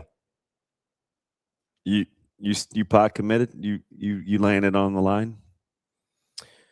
I'm gonna be honest, that like at that age, probably not. It's hard, right? I'm wired different now, but I didn't learn anything till I was 30. If I'm being honest with you, like I just didn't. Consistency in the message. AJ, you found it? Incredible. Fire away, bud. Let it rip. We have the least number of players who have gone through 3 spring practices since I've been here. So that should tell you something. I asked the guys to stand up who have practiced at least 3 spring practices. So this obviously would make their 4th, and there was basically nobody standing. We just don't. We have a very young, inexperienced group. We really can't practice to our standard because they're all tired. So like we go to practice and it's like great energy, great in shorts, guys learn what to do, and then we start going and it's like they can't go. I'm tired. So we got to do a better job getting them in shape. We got to probably simplify some to get guys just to go play and not be thinking out there. But a lot of young players, and I need the older players. I mean, old to me is year 2, year 3. That's old. To lead the year 1 guys. Hang on, that's even better than I remember. Austin, first of all, fantastic. Like I feel like we're at one of like the 4-netter networks or Fox or something where we have like a data guy. Yeah. Except these guys do it on the fly. Like there is no, hey, in 3 days I want to talk about this. Yeah. So fantastic job with that. And even if there was, we probably wouldn't talk about that in 3 days, but that's okay. Hey, by the way, how come you keep putting the specific player versus the best 11 in the rundown? Because I want to talk about it at some point, but it's like it's evergreen. Like it doesn't matter when. Okay, because we're going on like a month. Philosophically, I think it's an interesting conversation. I want to get I don't not want to talk about it, but there's only a handful of things that you continually will put on there. Yeah. That is one of them. I think it's an interesting conversation, and I have some very good examples from your coaching that I think will bring it home for people. So I'm interested. We can get to it later. Okay. Or whatever. One more time, AJ. We have the least number of players who have gone through 3 spring practices since I've been here. So that should tell you something. I asked the guys to stand up who have practiced at least 3 spring practices. So this obviously would make their 4th, and there was basically nobody standing. We just don't. We have a very young, inexperienced group. We really can't practice to our standard because they're all tired. So So like we go to practice and it's like great energy, great in shorts, guys learn what to do, and then we start going and it's like they can't go. I'm tired. So we got to do a better job getting them in shape. We got to probably simplify some to get guys just to go play and not be thinking out there. But a lot of young players, and I need the older players. I mean, old to me is year 2, year 3. That's old. To lead the year 1 guys. So it's interesting. And bold what Hot Danger just. Thank you for whoever just did that. Hot Danger. Do you know when he said that? It was a year ago at this time in spring ball. Mm-hmm. Georgia last year in the season got off to a relatively slow start. Mm-hmm. Not very Georgia-esque. Ended up being Georgia down the stretch. But to Hot's point, there's another guy that talks a lot like this. He said it sounds like he's auditioning excuses before the season starts. There's a lot. There's comment. Yeah, which I could understand if he's just listening to it, and he is in real time. He's listening to it real time, like just in a vacuum. But you watched how the season played out for them. Mm-hmm. Yeah, right? so they started last year 45-7 against Marshall. That's fine. 28-6 against Austin Peay. That game was ugly. Yeah. 44-41 overtime against Tennessee. Lost to Alabama. Yeah. Kind of struggled with Kentucky. Struggled 20-10 against Auburn. And then, I mean, they didn't find their stride until late. And who was the one that kept saying, no one thinks Georgia's very good? I think Georgia's and Texas were 2 of the best teams in the country. I kept saying that. Yeah. But they didn't look like it. That. Took them a while to get, But to Hot's point, like there's a coach, and I am comparing without the results. I'm comparing them philosophically, one another. There's a coach that talks a lot like that about learning how to practice. Mm-hmm. And we keep saying our rebuttal to that is it's year 3. It's year 3. Like we can't be having these conversations. It's year 3. And you just heard a coach talk about, well, how many guys, almost no one's standing when I say, how many of you have been in the program for 3 years? Like we can't practice to the standard I want because you guys don't know how to practice. Mm-hmm. This is a championship level winning coach. And to be clear, so when he said 3 springs. Yeah. Right. So that could mean theoretically you're talking about a guy that's like a sophomore still. Could be. Yeah. Right. Like, because you come in early enrollee. That's a spring. Yep. After your true freshman year. Yep. You're talking about a guy that's going into his redshirt sophomore year, maybe, and has played like 1 year of football. Yeah. Right. Like that's the guy we're talking about as old here.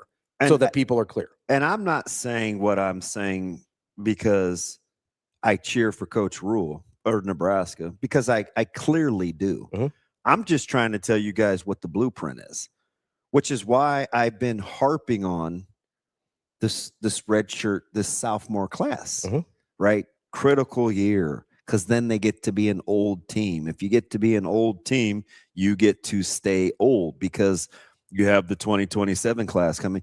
And guys and gals that don't understand that this is part of it, even though you have a championship caliber coach saying the goddamn exact same thing, whether they're drag racing cars or not, right? Yeah.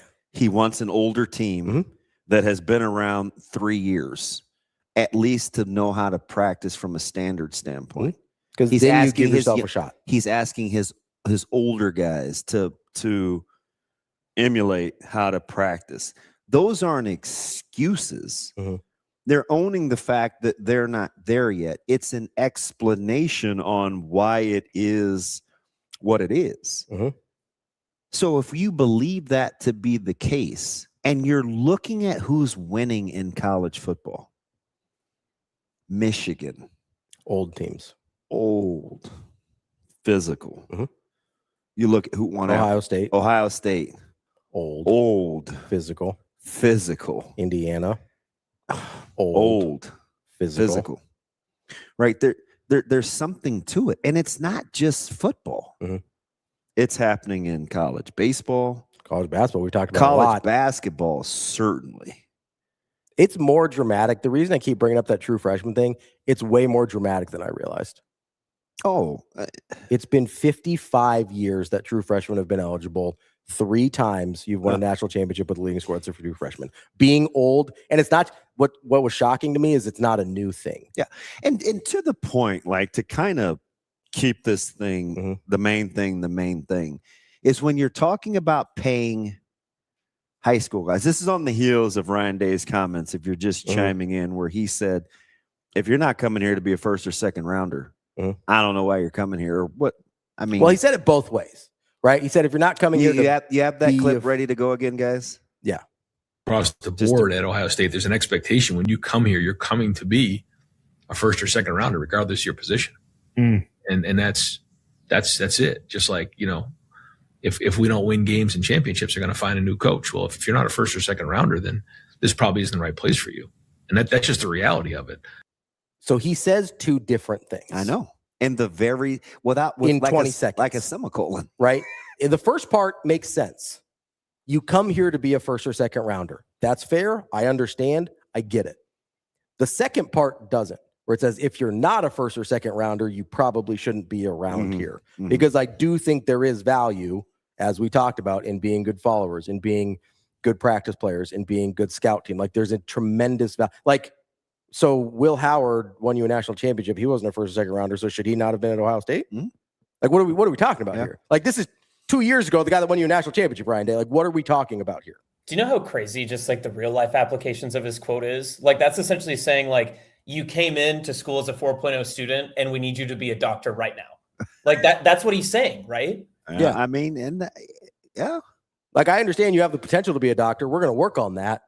But like in the meantime, but you guys, I mean, let's not act like though. Like, let's just say I'm playing devil's advocate, Jimmy Neutron. Sure. Let's not act like that's not how we think though. Well, so that's the problem, though, right? Right. That's the problem. We act like it should be just like that. We're not into investing or development. We're like, oh, this is what you're supposed to be, so be that. So we always look at what we're dealing with. Like, Austin, why?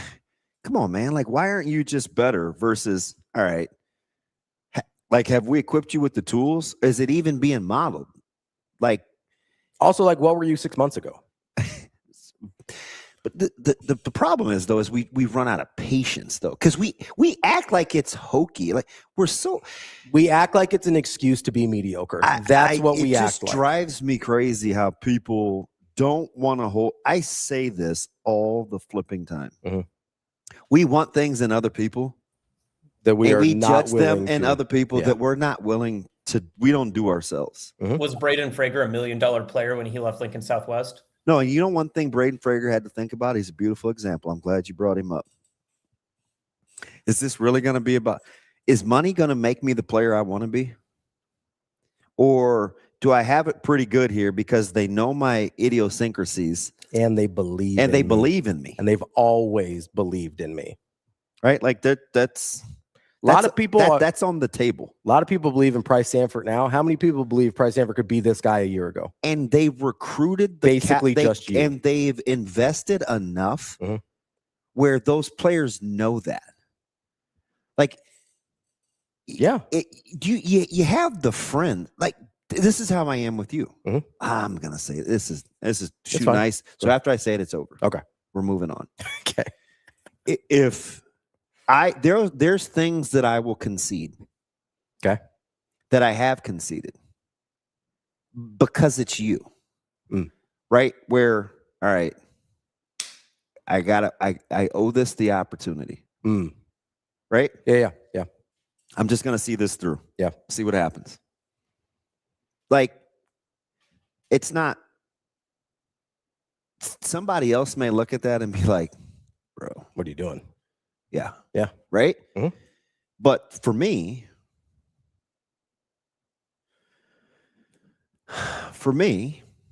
being here or whatever, you just don't know how it's going to pan out. It may get me through tougher days where if I was someplace else or with somebody else, where it may manifest itself in a different way that might not be very healthy. Sure. right? So it may look good for me on one side, and it may be super counterproductive in some other areas because I'm a little more vulnerable and you're turning me over to me more. Sure.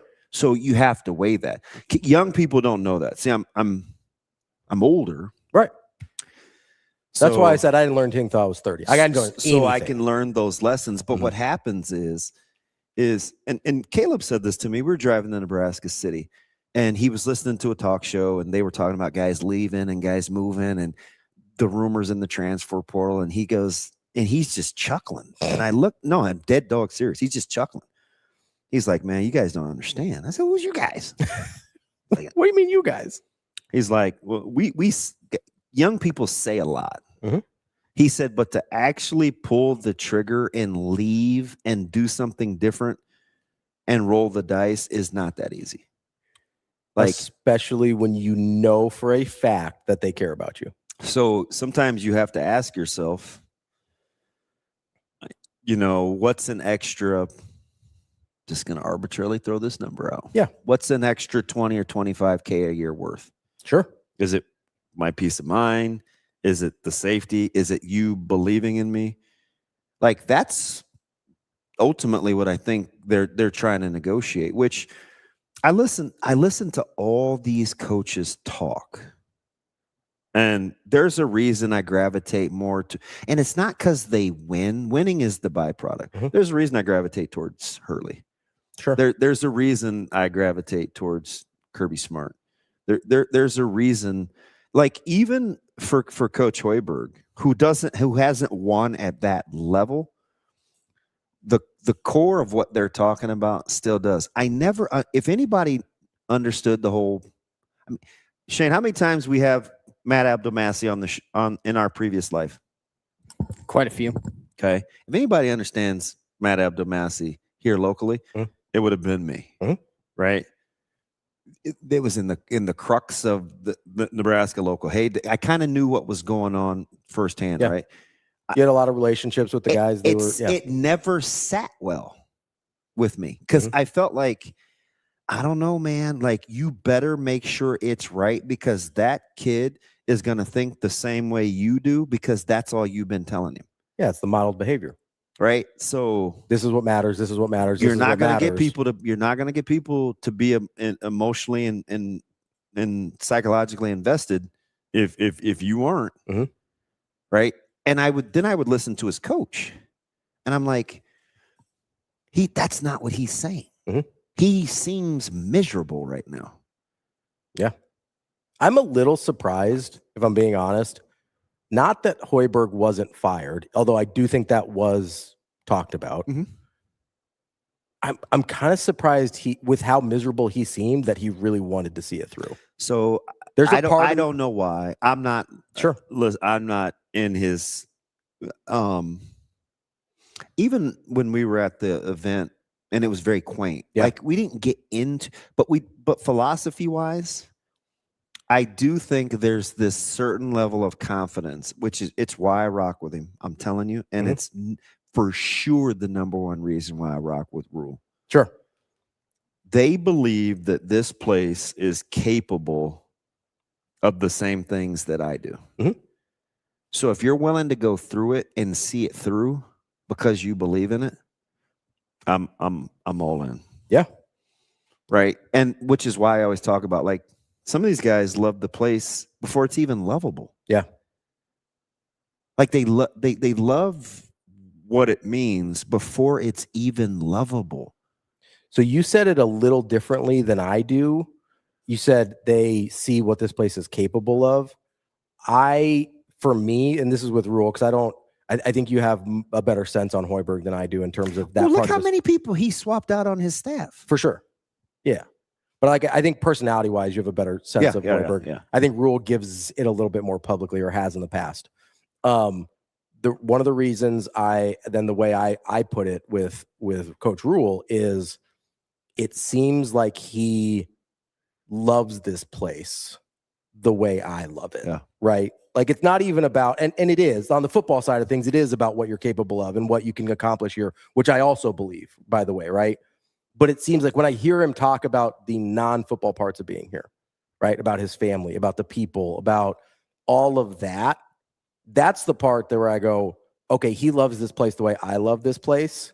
That's worth giving a shot. And then I see the other things that I do see as progress and that I do see as moving in the right direction. And the fact that he doesn't couch, hey, like this, Nebraska should be a college football playoff team. You know, he doesn't couch, this is what I expect from this team. Even in the midst of, like, here's the thing that drove me crazy about previous coaches. Everybody comes in hot and be like, we want to be nationally relevant. We want to be nationally relevant. We want to win championships here. And then things start to go a different direction. And it's like, they move the goalposts on you.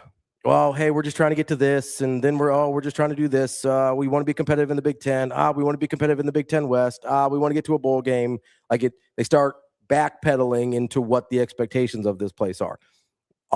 One thing that I will give Rhule credit for always is he has never moved the goalpost. Now, he's made sure that we understand there are road markers. Steps. Yeah, there are mile markers on the way to this, right?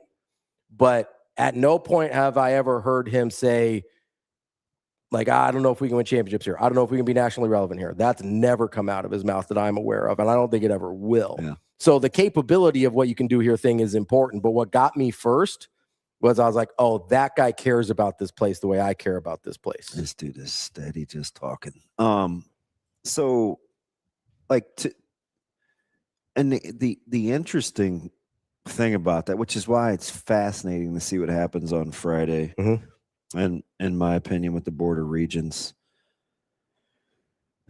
is with allocations and expenses, and nothing's getting really any cheaper. No.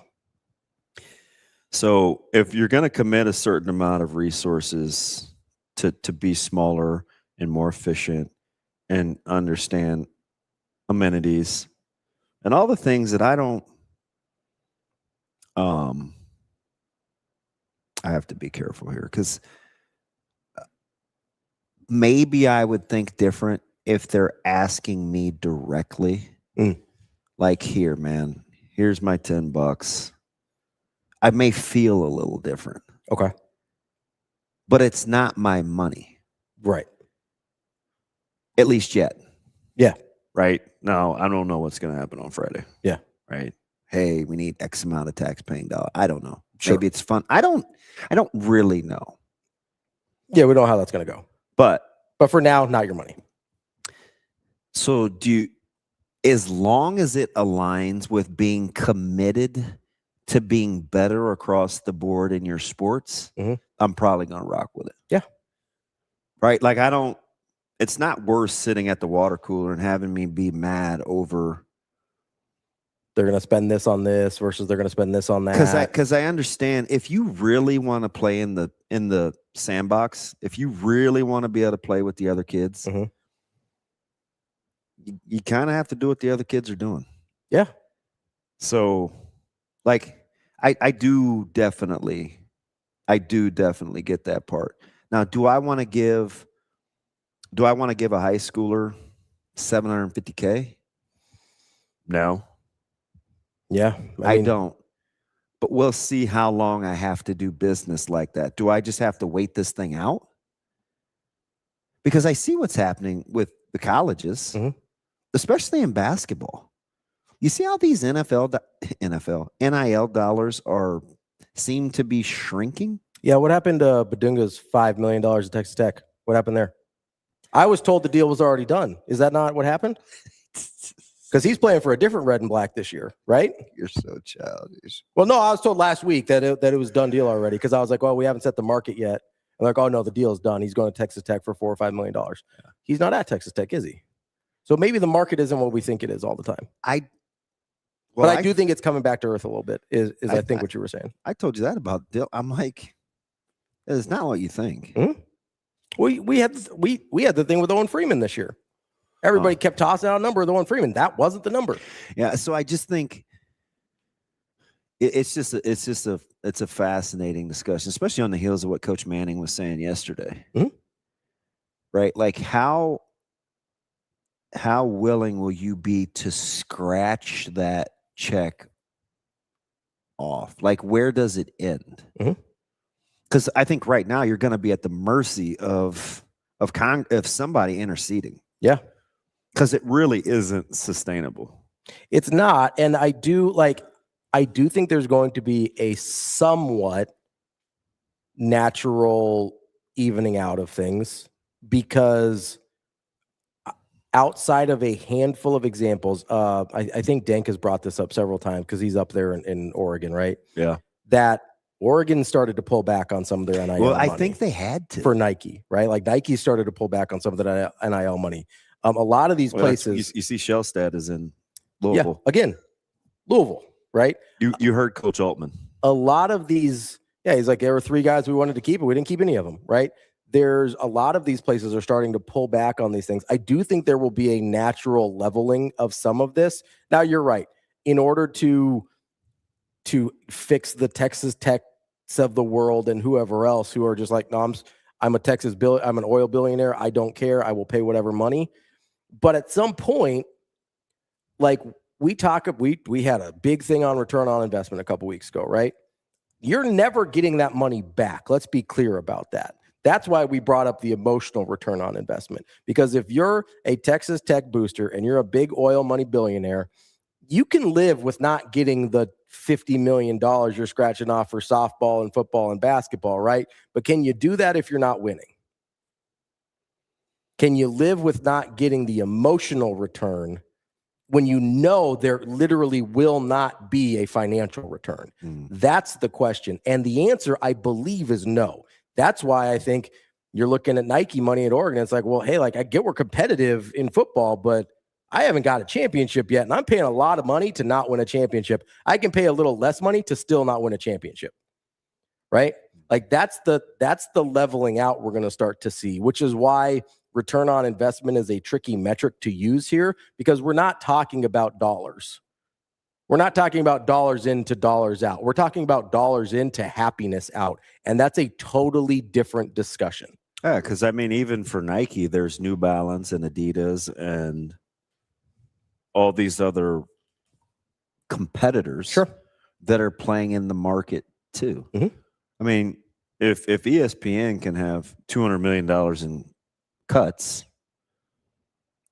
it's still the number one sports entertainment network in the world by a mile. And even they have to reallocate. So I don't know if any of it's what, but I'm just on the whole thing. The whole thing I'm going with this is last week when I was talking to you about retention versus acquisition, and the whole thing started with Dusty May. And kids choose us. And I'm like, oh, I don't know. That might just be your vantage point. But then you said, I really think there's going to be, and this was on the heels of me saying Self was coming back to Kansas. I just was talking to Higgy at the WEP. I was about to say WEP and Press Side. Prep and West Side. There we go. He's shaking his head. Most of this is your fault, Austin. If you didn't have that 30-minute thing, I would be fine. I just choose to remember all the good things you've said about me this morning. Anyway, at the weapon prep side game, baseball, I was just talking to Higgy about like Kansas and college basketball and sustainability and stuff. And it's just like when it crashes, what's left, right? When all the stuff, God bless it, when all the stuff gets put through the colander, right? Like what's left. And you said something about UConn that interests me. You were like, I just think you're going to see more coaches, kind of what Nebraska's doing. Although, he doesn't have the multiple national titles, but the premise is the same. Yeah. Process is the same. Like you look at who they're bringing in for visits. It's very specific to what they want to do. You heard Coach Hurley say, oh, there's a way we want to play. Even Kirby Smart. Cignetti famously has like a thing that he evaluates before. Is that the part that is going to play out? Yeah. And then is that going to be cheaper or easier to find? Because what did Cuban say about Cignetti?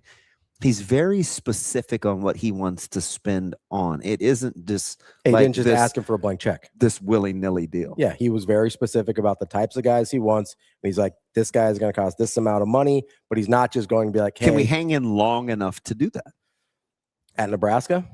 Can you hang it? Well, I mean, even like let's take Nebraska out of it. Okay, but let's go to Iowa.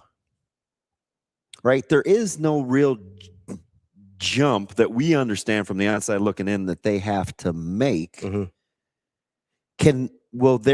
Are they patient enough to continue to do what they do without coming across as being exorbitant spenders? I think maybe this is a miscalculation of their expectations, so I'm willing to entertain this. I don't know. How about their expectations are just aligned? Well, so that's the thing, is I don't know enough diehard Iowa football fans to say this unequivocally, but it seems like align's a good word. It seems like the expectations of the university and the expectations of the fan base are in lockstep, and they understand who they are and where they are in the landscape of college football. And that, I don't mean that as derogatory. What I mean is they understand that like maybe once every 5 to 8 years, the stars will align the way they did in like 2015. And you're going to have a chance to take that leap. What about just having 2.5 years to get really good? Because that's what happens, right? Yeah. They're all 8, 9, then 10, boom, or like right. So here's because those guys are getting developed in the meantime. Yeah. The thing about Iowa, and this is why I grimaced a little when you brought them up, because as I said last week, they're in year 26 of this process. They're a natural outlier. So, what about Wisconsin, who seems to have had a financial reboot, but maybe this is only a 1-year deal? Yes. So that's the other thing. Because you just had an AD 5 months ago that says, hey, this is on us. We needed to commit more. We needed to allocate resources. We're going to go in on football this year. And then he leaves. Where's that AD now? They're working for the Big Ten. Right? So maybe they're not a good example. So I think the tough thing here is part of the reason I kind of bristle at the Iowa part is because they've been doing it so long. Their 2.5 years, like the variance between year 1 and year 3 in that is so much less. Yeah. Right. The variance that's fair. Is between like 7 or 8 wins and 9 and 10 wins, or 8 or 9 wins or 10 or 11 wins. Like it's a couple win variance because they're always in a cycle of being in someone's third year. Always. Yeah. I don't know if I almost use Minnesota hot. I almost use Minnesota, but they've had a few dips. And they've only had the one outlier year, right? They've only had the one where it really popped and they won 11 games or whatever it was in 2019. Like they only had the 1 year where, and Iowa's had several of these, and I'd have to check. I think the interval is about 5 to 8 years where they have a year where they're just like, boom, 10 or 11 wins, right? And that to me is why the expectations being aligned. Because if you have one of those every 5 to 8 years, you know how easy it is to be like, why can't we have one of these every 2 to 3 years? Why can't we have one of these every other year? Well, at some point, you know what I mean? At some point, your roster will be self-sustaining where the variance will shrink. And I think that's what you're saying about Iowa without it, right? Because they've been able to recruit and play in such a way that is exactly it. It's just very Iowa. Yeah.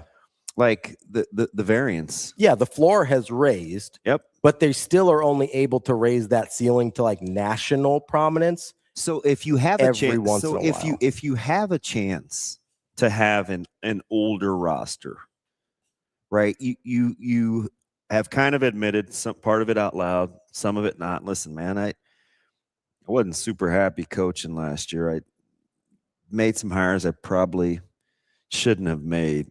I feel good. Mm-hmm. Do you give yourself a chance now that you think you know what it looks like? I mean, do you know enough about what it looks like? So I think that's the thing that and I'll include myself in this to a certain degree. I think that's the thing that we're not as willing to admit is that it's might look a little different at Temple and Dom, and at Baylor than it does at Nebraska, right? In pre-transfer portal NIL era versus post-transfer NIL portal era, pre-Big Ten era versus post-Big Ten era, pre-Big Ten expansion era versus post-Big Ten expansion era. Like, I think there's more variables at play here where you're like, hey, I think I know what it looks like, but we want certainty in areas where certainty is just not an option. And I think that's one of the biggest problems here is it's like, hey, you told us it was going to be year 3. And it's like, if you had told him that his starting quarterback was going to miss a third of the season, maybe we're having a different conversation.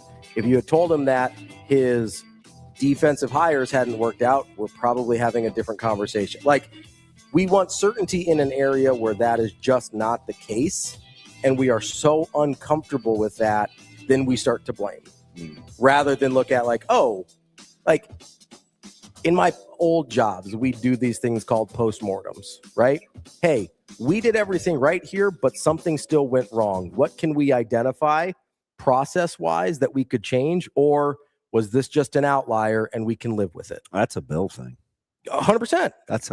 That's anybody who does business in a smart way, that's what you do. Hey, was the process good and clean and what we wanted? If so, I can live with that result. But you have to go and be able to look back at it and say, probably should have done that a little different. Probably should have done that a little different. And if that's the case, then you change that process up a little bit and you update that process a little bit. Whether it's, hey, we need a more mobile quarterback, or hey, I need to get a different personality on my defensive coaching staff, or whatever the variable is. You have to be able to look back and say, why didn't it go the way I thought it was going to? And then be able to either adjust or live with those results because you believe in the process that you went through. Let's take a quick break here. We're going to talk to Eddie Garcia. He's an NHL expert. He's the host of the Puck Podcast and Locked On NHL Game Night. We'll talk some hockey playoffs coming up next here on Hurrdat Sports Live.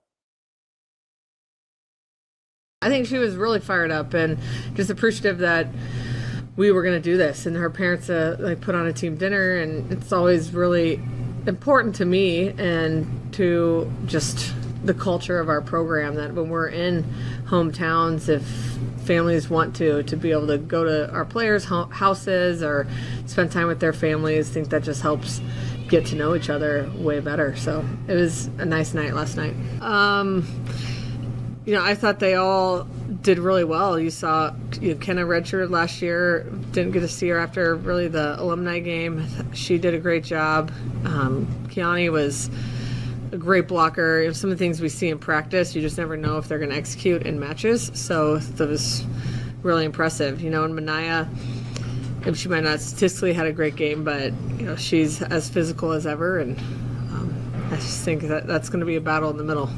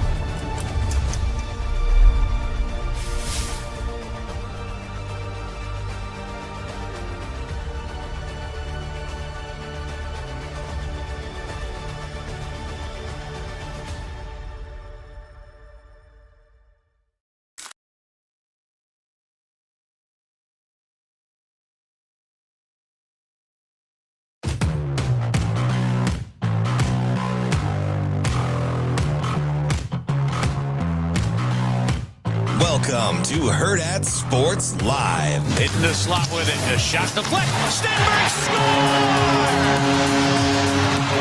Otto Stenberg has pulled the Blues back to within one. We're off the Martone. Martone checked along the wall. Check leaned on. Cates gets the puck back. Whirls it the other way. Forster is there. Quick pass to Martone. In front. Sabres. He waits. He fires. Save. And then it's not going to go in and did. They score.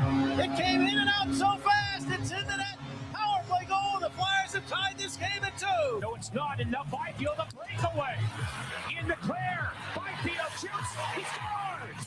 He's got 2. And the Kings lead 2-0.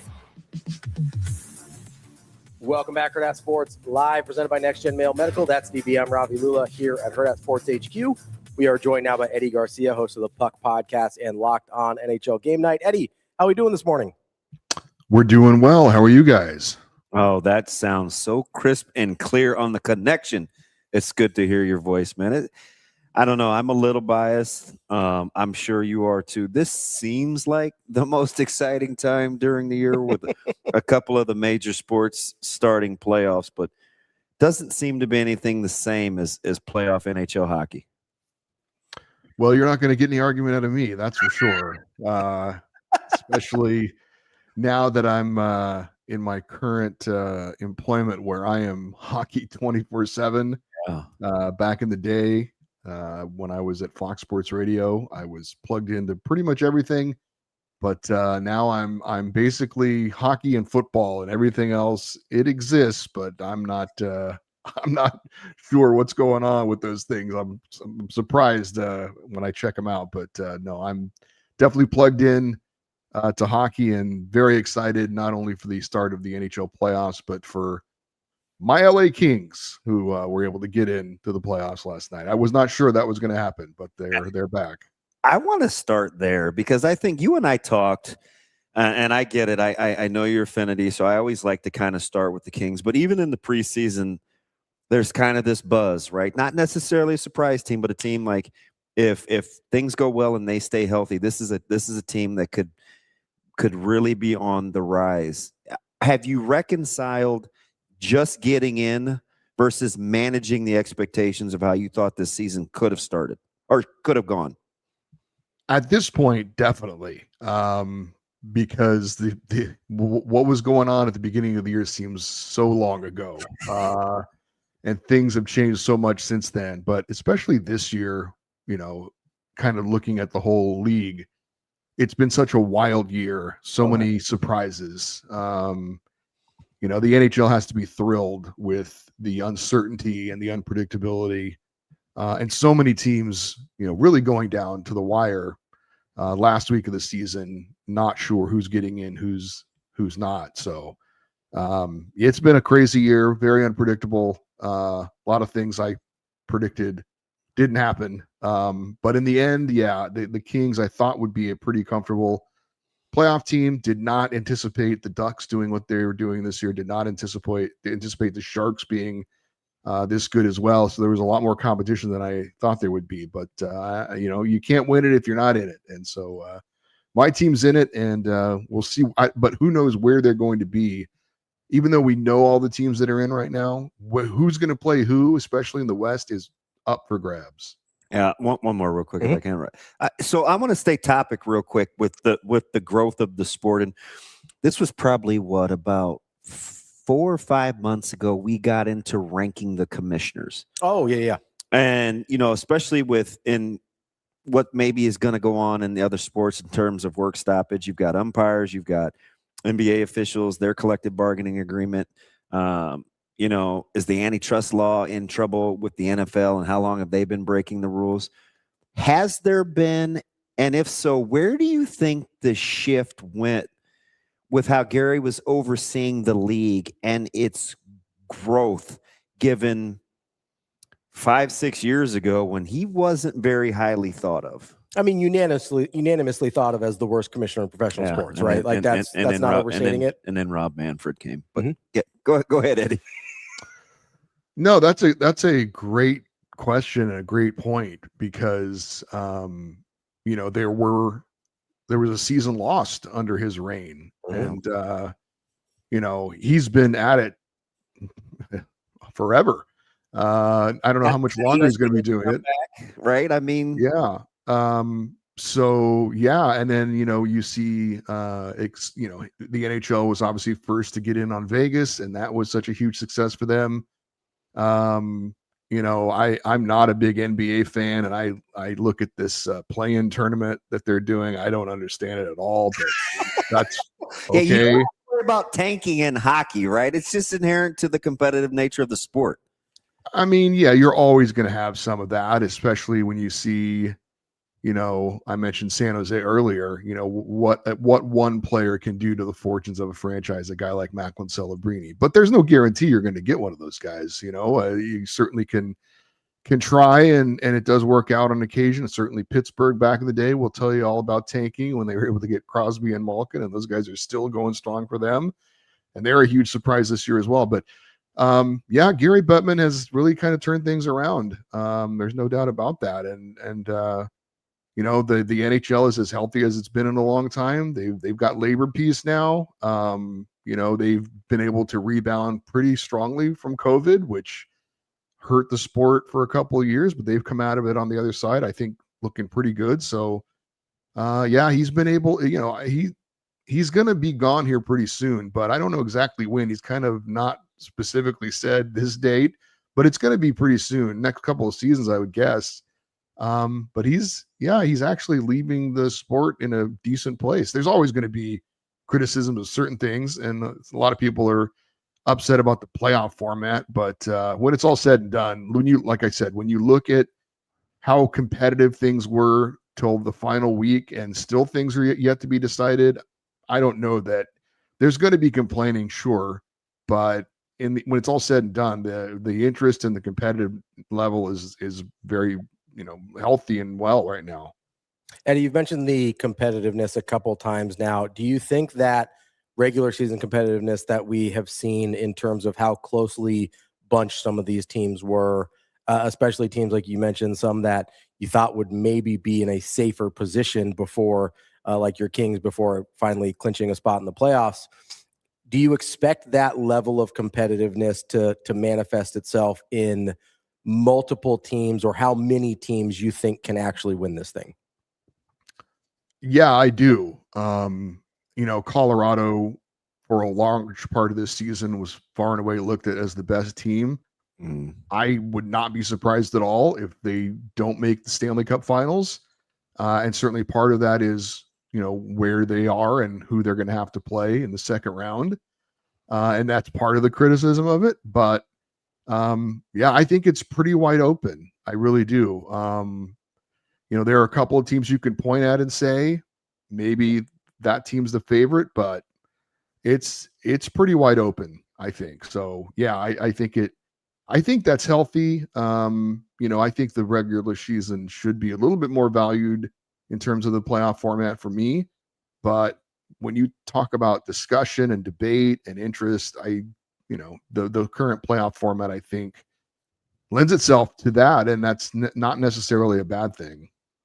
So it's so interesting, and you brought up San Jose, and this fits with my next question about Buffalo, where San Jose's got 5 or 6 division championships. They got 1 conference championship, and I think that was 15-16.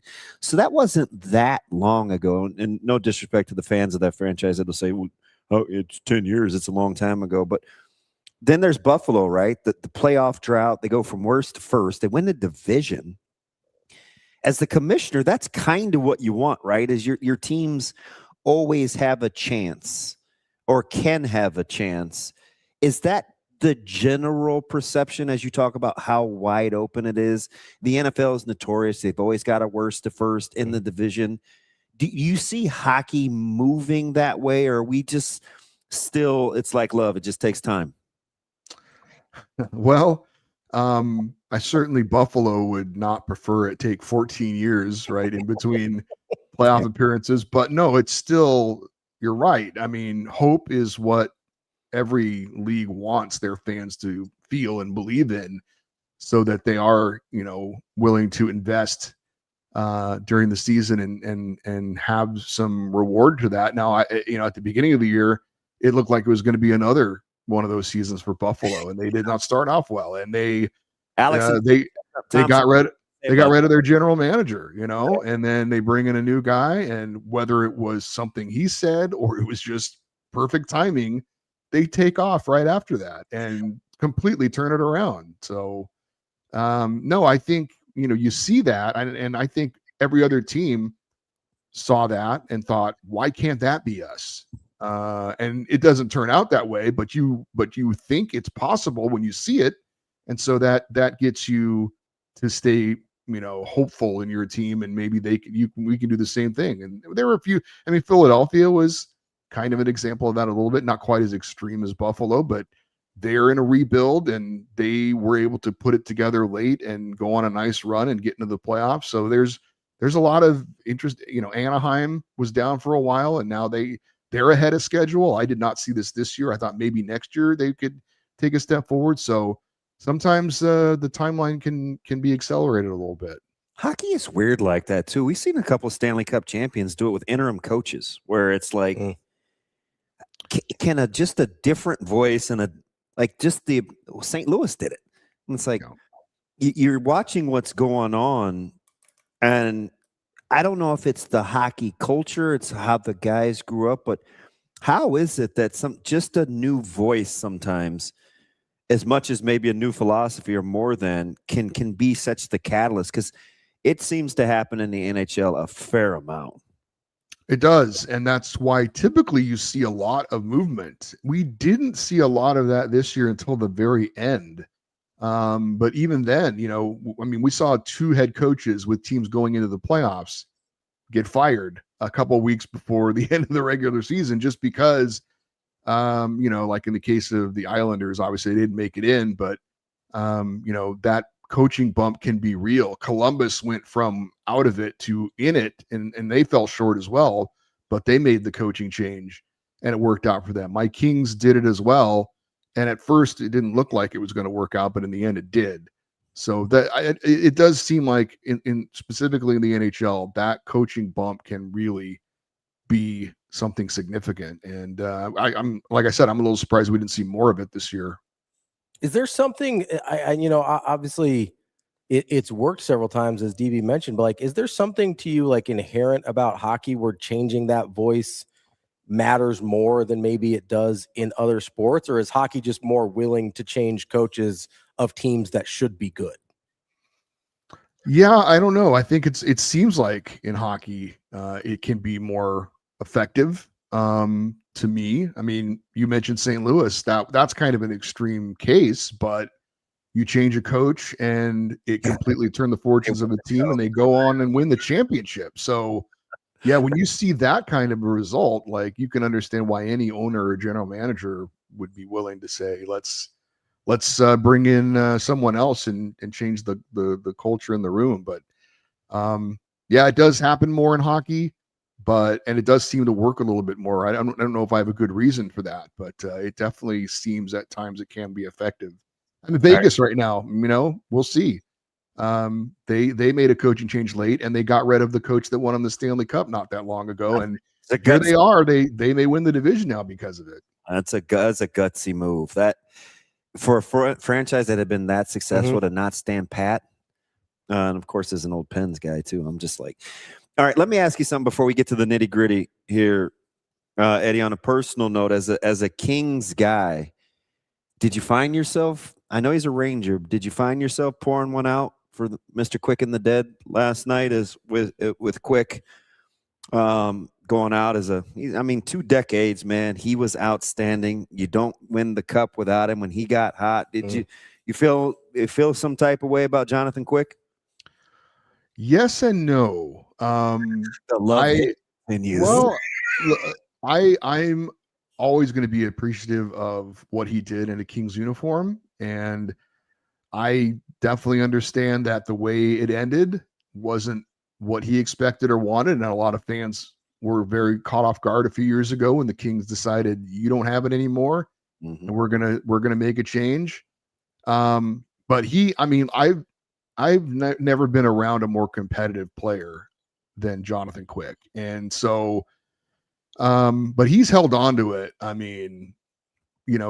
think he might, and this is easy for me to say, and he's a human being, but this is the business we have chosen. This is the job he chose. And with that comes a time when a team may say, we've got to do what's in the best interest of us. We don't think you can perform at this level anymore, and so we're going to make a change. And that's hard for any person or any profession when that happens, but it's also, you understand, that's the profession. And he seems like he has really held a grudge against the Kings. Yep.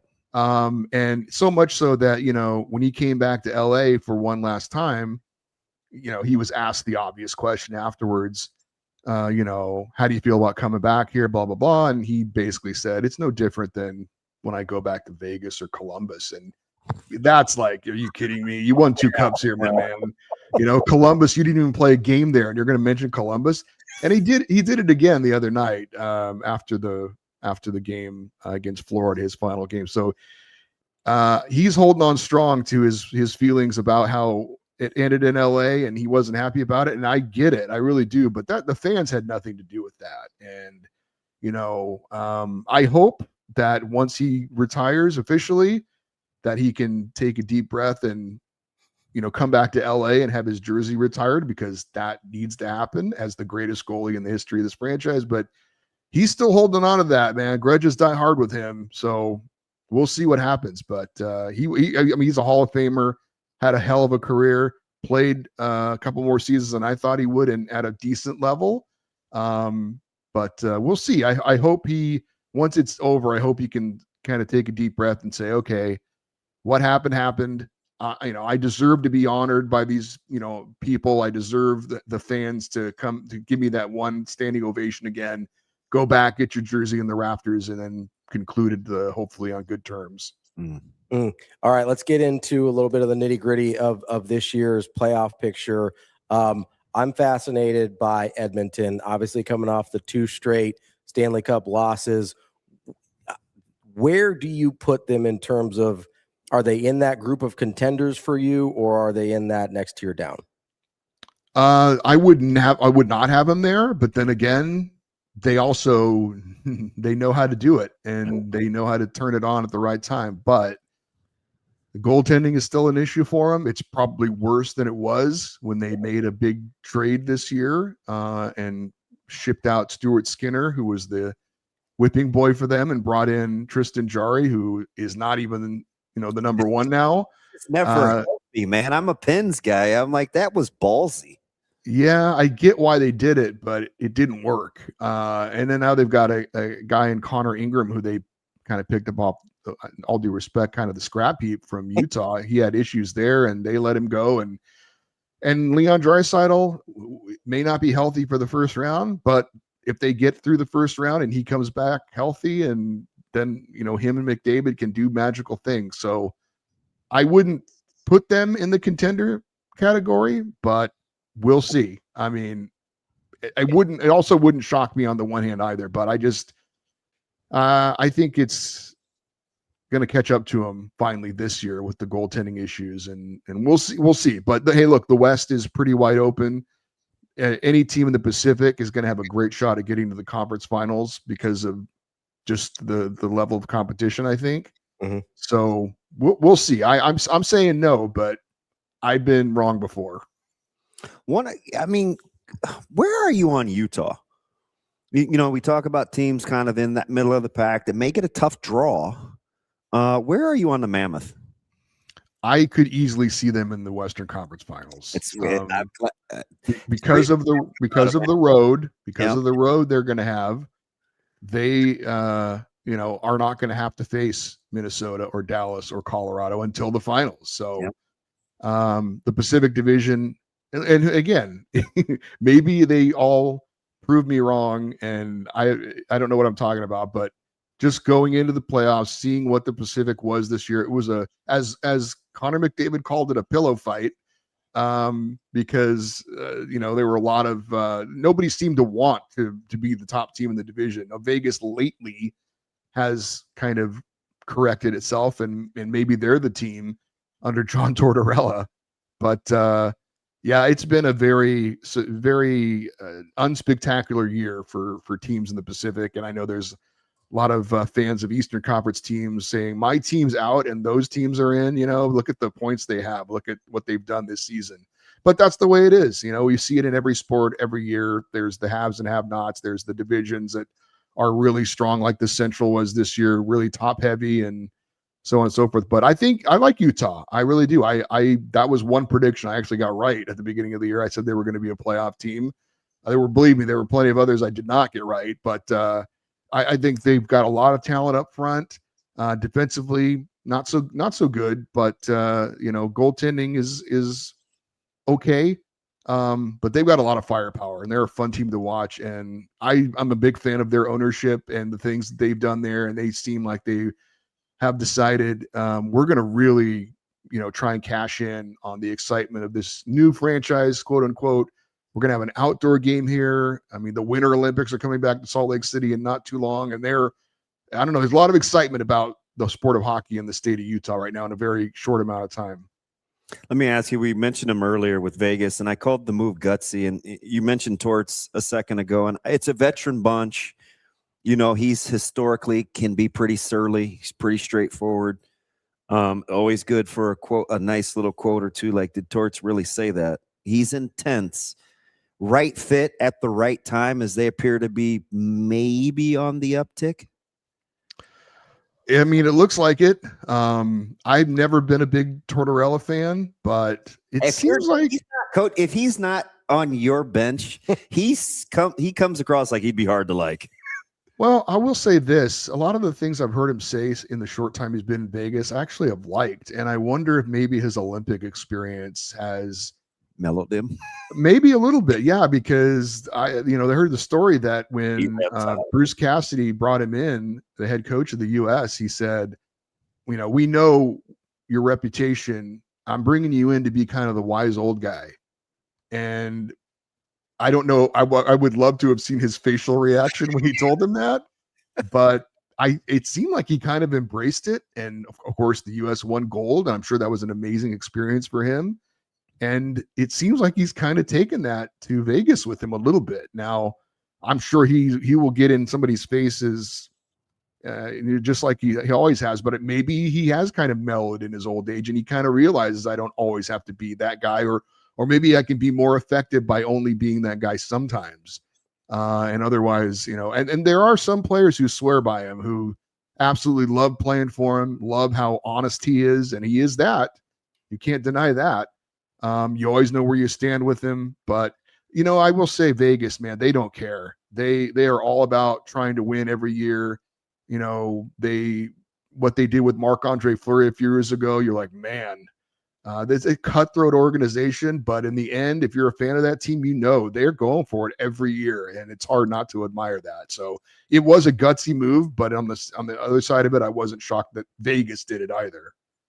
Eddie, this might be a weird way to ask this question, but who is the worst team that you feel like can make the Stanley Cup Finals? The worst team? The team that you like, basically the bottom of the tier of teams that you think can make the Stanley Cup Finals. Wow. That's an interesting way to put it. Gosh. I'm gonna run one by you. I mean, I guess I'd have to go Edmonton. We brought them up because they've been there, 2 years in a row. And I want to say I don't believe in a lot of it, but I guess I'd have to pick them. They're probably going to have a bad draw. What do you think about Ottawa? I don't know. I don't think they make it out of the first round. I don't know. I know that they've been a nice story, and I was a little bit surprised that they got in. There's been a push about their head coach Travis Green maybe being a coach of the year candidate. I don't know about that. I think he's done a good job, but I think there's a lot of really good candidates this year. So yeah, I'm not on board with Ottawa to be a dark horse. The road is tough, right? Yeah.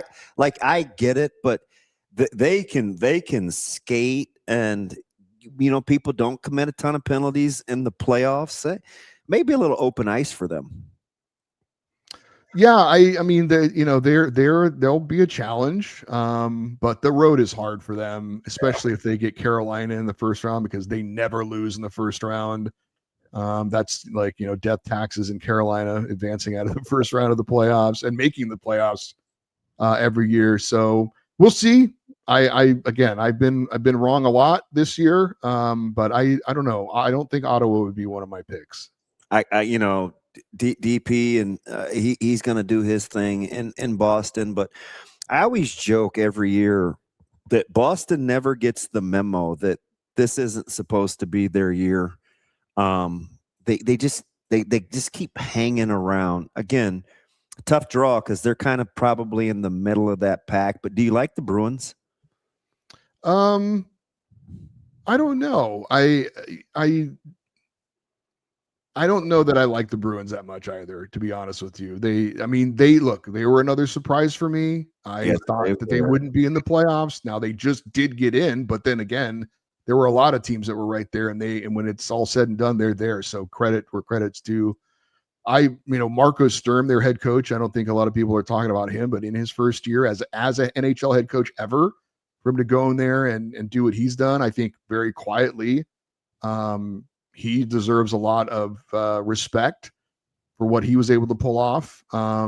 So I respect that what they've done, and we'll see if a guy like Morgan Geekie can do what he did in the regular season during the playoffs and really emerge. For them, right? He's second in scoring for them.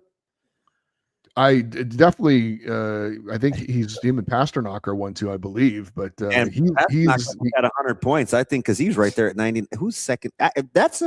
Can he be your second guy?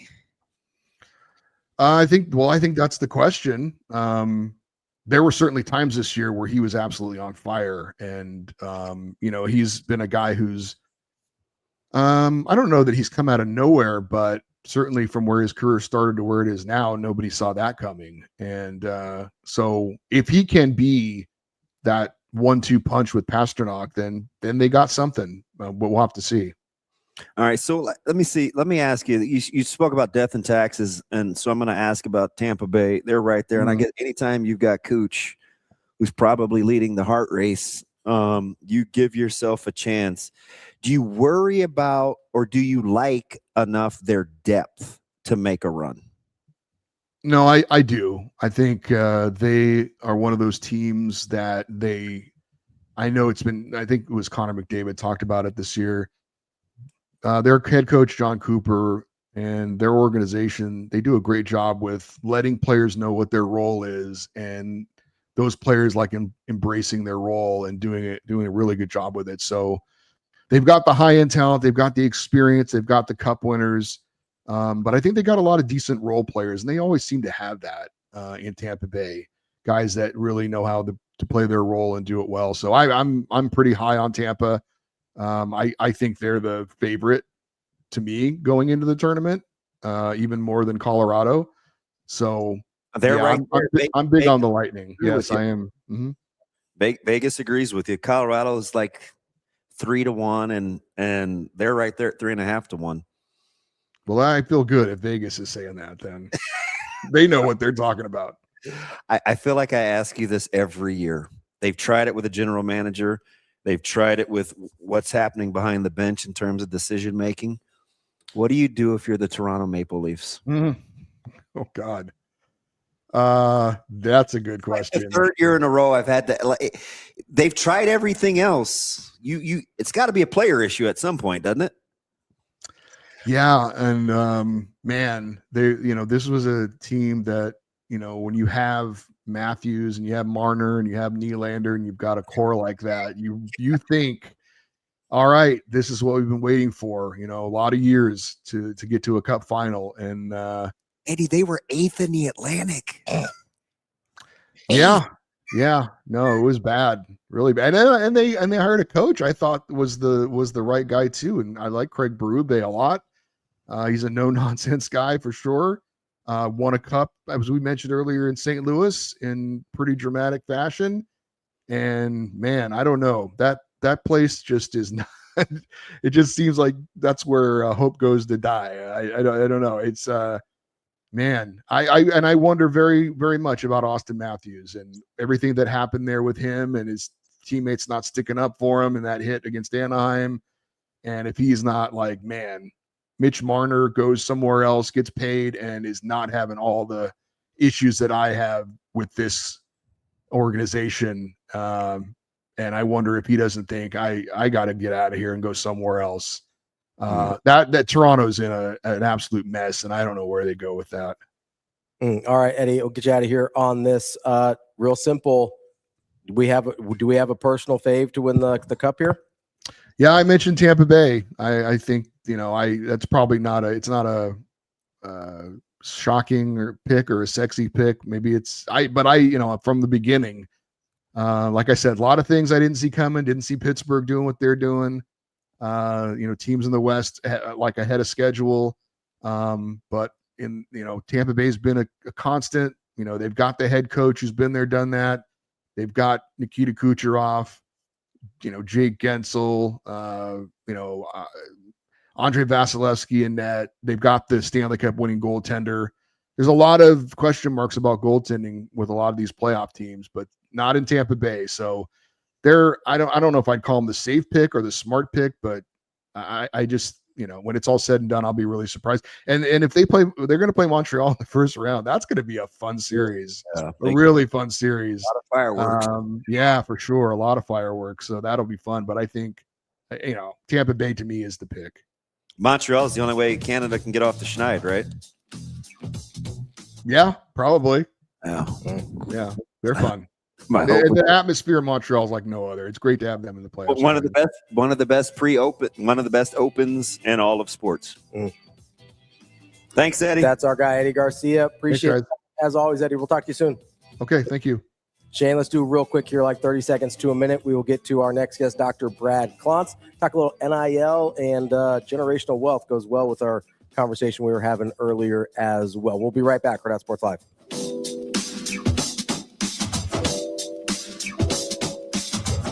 Pretty cool. They're really good. Yeah, they're really good. They're like phenomenal. Yeah, I have no words sometimes. Like the angles that they hit, it's mind-blowing. Yeah, they're awesome. I do think naturally for a regular volleyball fan, they're drawn to what Mimi and Sophia do, but I think we forget to give credit to the fact that I think Kylie is consistently passing over 70% most games. I think she was at 80% in this game, and our middle blockers are unsung heroes with the amount of slowdowns we get. They don't show up on this stat sheet, but that's a huge part of it.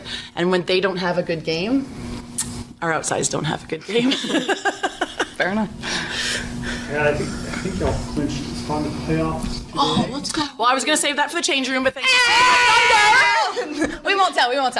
You're gonna, yeah, we clinched. We knew we'd clinch. I won't tell anyone. I mean, if they're not watching the standings, yeah, we clinched tonight. Woo! Yeah, for sure. And it just feels so good to know like all of our hard work is paying off and we keep getting better and better and better. And this is a new franchise. So we kind of had nothing to prove, but at the same time, it's like, why not show up and be the best and show that we can be at the top even though we're new. So I think it's just awesome and it's fun. This group is so awesome and they're so talented. And I think we just keep getting better and I'm excited. I was in the playoffs last year. So, I mean, it was definitely a goal of mine to like, let's make sure we get back there. So it's awesome.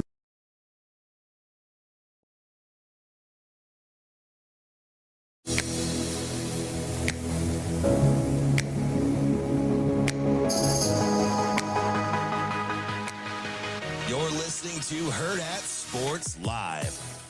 Welcome back, Hurrdat Sports Live. That's DB. I'm Ravi Lulla. We are joined now by Dr. Brad Klontz. He is a financial psychologist and teaches a class on NIL and generational wealth at Creighton. Dr. Klontz, how are we doing this morning?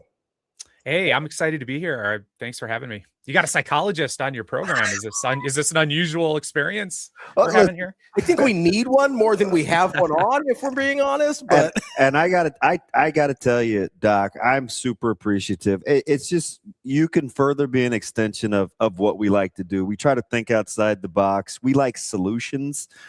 So in order to have any sort of solutions, we have to figure out as best we can the why. Right. We always can look and we see the what, and it's like, well, how'd we get here? Mm-hmm. So we're like, we're trying to dig deep, man, and take advantage of your expertise. So we appreciate you. I love it. Happy to be here.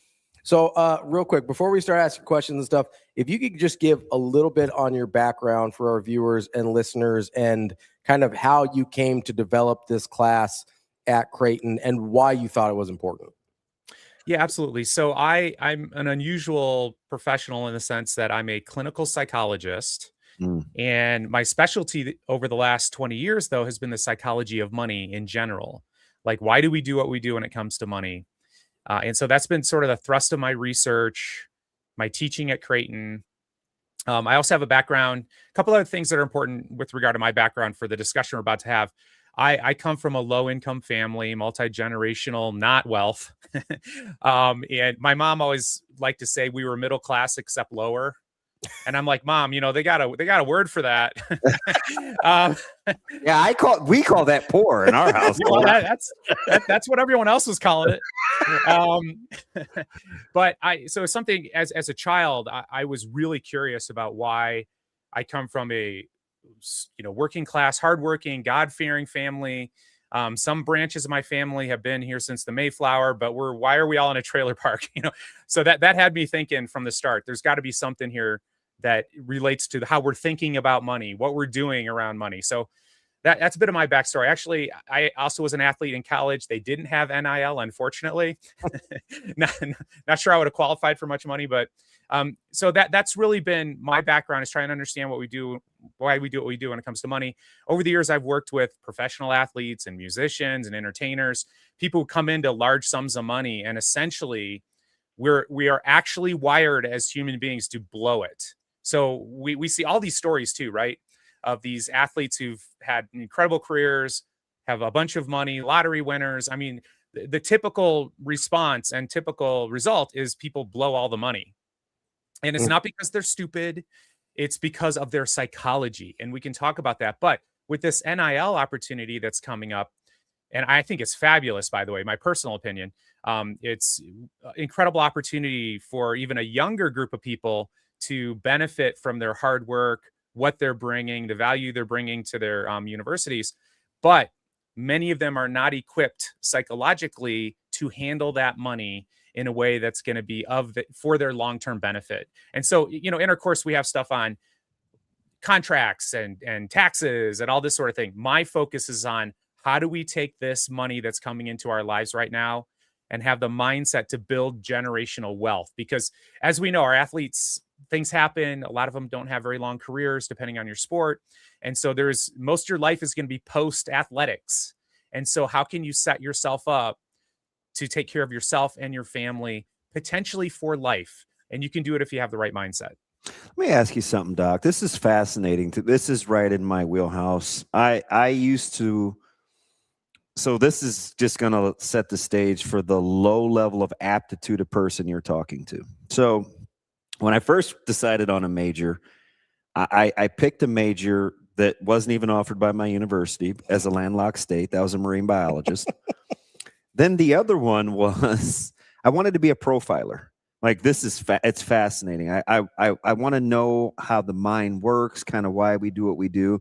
It's almost the essence of how I evaluate and have done sports talk for 20 years. It's always about the methodology and the psychology. But to start, I'm an LED major. I'm K8 certified. I'm mild to moderate. I have an emphasis in behavior disorder, BD. So I say all that to say, are there predispositions? Are there predictors or indicators? If by nature it's to blow it, where are we starting for those if we're trying to look at people that will actually value things that are given to them based on where they've come from? It's such a, I've created my entire career based on your one question right there. You stated it so well. And by the way, appreciate all the work you did in the schools. I started in high schools. I was a tennis coach, but working in high schools with children who are struggling. And as you know, too, a lot of the children who are struggling, there's a consistent pattern involved there, too. And a lot of it has to do with many of the challenges they're facing in their homes, in their communities, some of the things they're not getting, some of the things they shouldn't be getting that they are getting. So I think that that's a huge pattern. So it really comes down to two components. So the first one, I did say that everyone is wired to blow it. And so human psychology is best understood by looking at it through the lens of our hunter-gatherer mindsets. So we have spent most of our time on Earth in tribes of 100 to 150 people. That's it, fighting for survival. And so we can explain most financial behaviors with this concept. So for example, I mean, pick a problem. Let's say that people are terrible at investing and they lose all their money investing, which is what most people end up doing, trying to beat the market. Well, you have to kind of go against the herd, go against the tribe. So when everyone's selling, you need to be buying. When everyone's buying, if you're going to sell, that's probably the time you should be selling or drawing down your positions. That only makes sense and everyone gets it, but nobody does it. And if you imagine that all of a sudden you're sitting around the fire, you're eating this, a leg of something y'all just killed, and everybody jumps up and runs west, and you're sitting there eating, what are you going to do? Well, I'll tell you what, any of your ancestors who sat there and kept eating, they all died and they did not produce any genes. You are not the descendant of those people. You are the descendant of the people who got up and ran, and probably ran the fastest in the direction that everyone's going, away from the threat. And so that's why you see, everyone starts talking, oh, the market's up, or crypto, or NFTs. Remember those things? People just get sucked into these things, and it's like, I fear I'm going to miss out. We like to think that, you're being greedy. No. This is hitting your base psychological survival mechanism. Same thing when you see people status spending. And this is something that many of our athletes face. We have this mindset of, I need to show people that I've made it, and you look around Instagram, you look around on social media, you see people flashing these fancy things, and you immediately start to feel, I'm missing out, because your status in the tribe was a matter of life or death. You had to maintain your status. So we like to tell kids, you shouldn't care about what people think about you. And it's like, give me a break. We are just not wired to not care. It is part of our survival to care. So you have to understand that, and you have to sort of rein that in. So the first thing I'm talking about here is how all human beings are totally messed up when it comes to money, because we just were not built to save. Like, you couldn't save anything on a hunter-gatherer tribe for two reasons. Number one, it would spoil. Like, if you're trying to save food, you got to eat it as much as you can. As fattier, the better. You can see how this is a problem in modern society. Doc, I'm a great food storage guy, just for the record. Like, if anybody knows how to store food, it's me. Yes. You've overcome your natural programming to eat it all right now, which is how we're wired. So we're wired to do it all wrong. Also, you share too much, and then everyone in the tribe's looking around saying, why do you have all those horses and I got one? And so now the threat is that you're too greedy. So you need to share. And that's part of survival in that sort of tribal mindset. So that's number one. We're just wired to do it wrong. And then secondly, you got to ask yourself, how am I uniquely screwed up when it comes to money? And I've done a bunch of research on this. This is the beliefs you have about money that you've inherited from your family system, from your parents, from your grandparents, from all the stories you heard growing up, from the stories you didn't hear about what people did when it comes to money, and then the experiences you've had in your own life. And so it's a multi-layered question where we're just all wired to do it wrong. That's why most lottery winners are right back to where they started. And there's a lot of reasons for that we can dive into about how that plays out in young athletes' lives. If they're, for example, if they grew up in a poor family system or a lower income family system community, all of a sudden they get a bunch of money. That is an existential threat to your psychology. Like, we can look at it and say, whoa, there's nothing wrong with that. Why are you panicking? On a deep level, psychologically, people are wired to get rid of that money as fast as possible. And they do it in many, many different ways that we can talk about. But we're all screwed up when it comes to money. You throw a bunch of money in there all at once, and that's when you see these dramatic examples of why we tend to do things wrong. Oh, that's just fascinating. I think of two things. As I'm just thinking out loud, I think of the difference. I played with a guy, Lawrence Phillips, who couldn't have cared less about money, growing up the way that he did. In a similar fashion, I played with a guy from Lawton, Mike Menner, who struggled as well socioeconomically, that turned out to not want to spend a dime, right? And the only two things they shared other in their ethnicity was the fact that they both grew up poor, but very different conchies on what happened once they procured money. It's fascinating. Let me ask you something, Doc, because we were talking earlier about the different philosophies that these coaches have in terms of spending. We were talking about all these major coaches, Ryan Day from Ohio State versus Kirby Smart. And you know, we're seeing it right at Creighton, the difference between, you know, Coach Huss and Coach Mack, and just the evolution of spending. Are there indicators or things that you should or could look at to know if you're at least limiting the variables in terms of people that you may want to pay to come to your institution? From like a personality standpoint? Yeah. I got to tell you that is not my area of expertise, but I think it should be, because I think I can make a lot of money. I bet consulting in that area. You're giving me a great business idea. And I don't know, you know, what's fascinating is, you know, there's institutional pressures. There's, you know, you've got plans for your program. You want to do this, you want to do that. You're taking risks all the time with the players you're bringing on board. So I think there's probably some institutional, what I would call money scripts, beliefs around this. And by the way, we're developing them right now. This is all brand new. Yeah, on the fly. All this money's brand new, right? But the way and then you have to throw in there, what is this individual coach's psychology around money? Like, how are they looking at it, and why are they looking at it that way? And to me, it's a fascinating concept when you start looking at it on the institutional level, because I think it's actually a lot harder to pull out what variables are at play and where the pressures are coming from. It's much easier for me on the individual level to really sort that out. And the example you just gave of people who come, like examples of people who came from poor environments, you get a set of beliefs from that experience. And in my research, I call them money scripts. And if you grew up poor, and you tell me if this makes sense, you likely will have the belief, well, there's never enough money. There's never enough money, because that is your lived experience. And what I have seen, I've noticed the same pattern you observed. You'll find some people who don't care about it at that point. So there's never enough. So why bother caring? Why bother saving? If you get it, spend it. Who cares? Because there's never going to be enough money. And so you will see people who are just what we would say is totally irresponsible when it comes to money, but it makes sense because in their mind, it's not going to be there tomorrow. There's never enough anyway. And then what's interesting is somebody with the exact same belief, there's never enough money. They can be like, therefore, I'm going to save every single penny. And what's interesting about that, people who are the wealthiest tend to have that sort of belief set. They have this, what we call money vigilance. You know, it's important to save for a rainy day. There's never enough money. I'd be nervous if I didn't have money.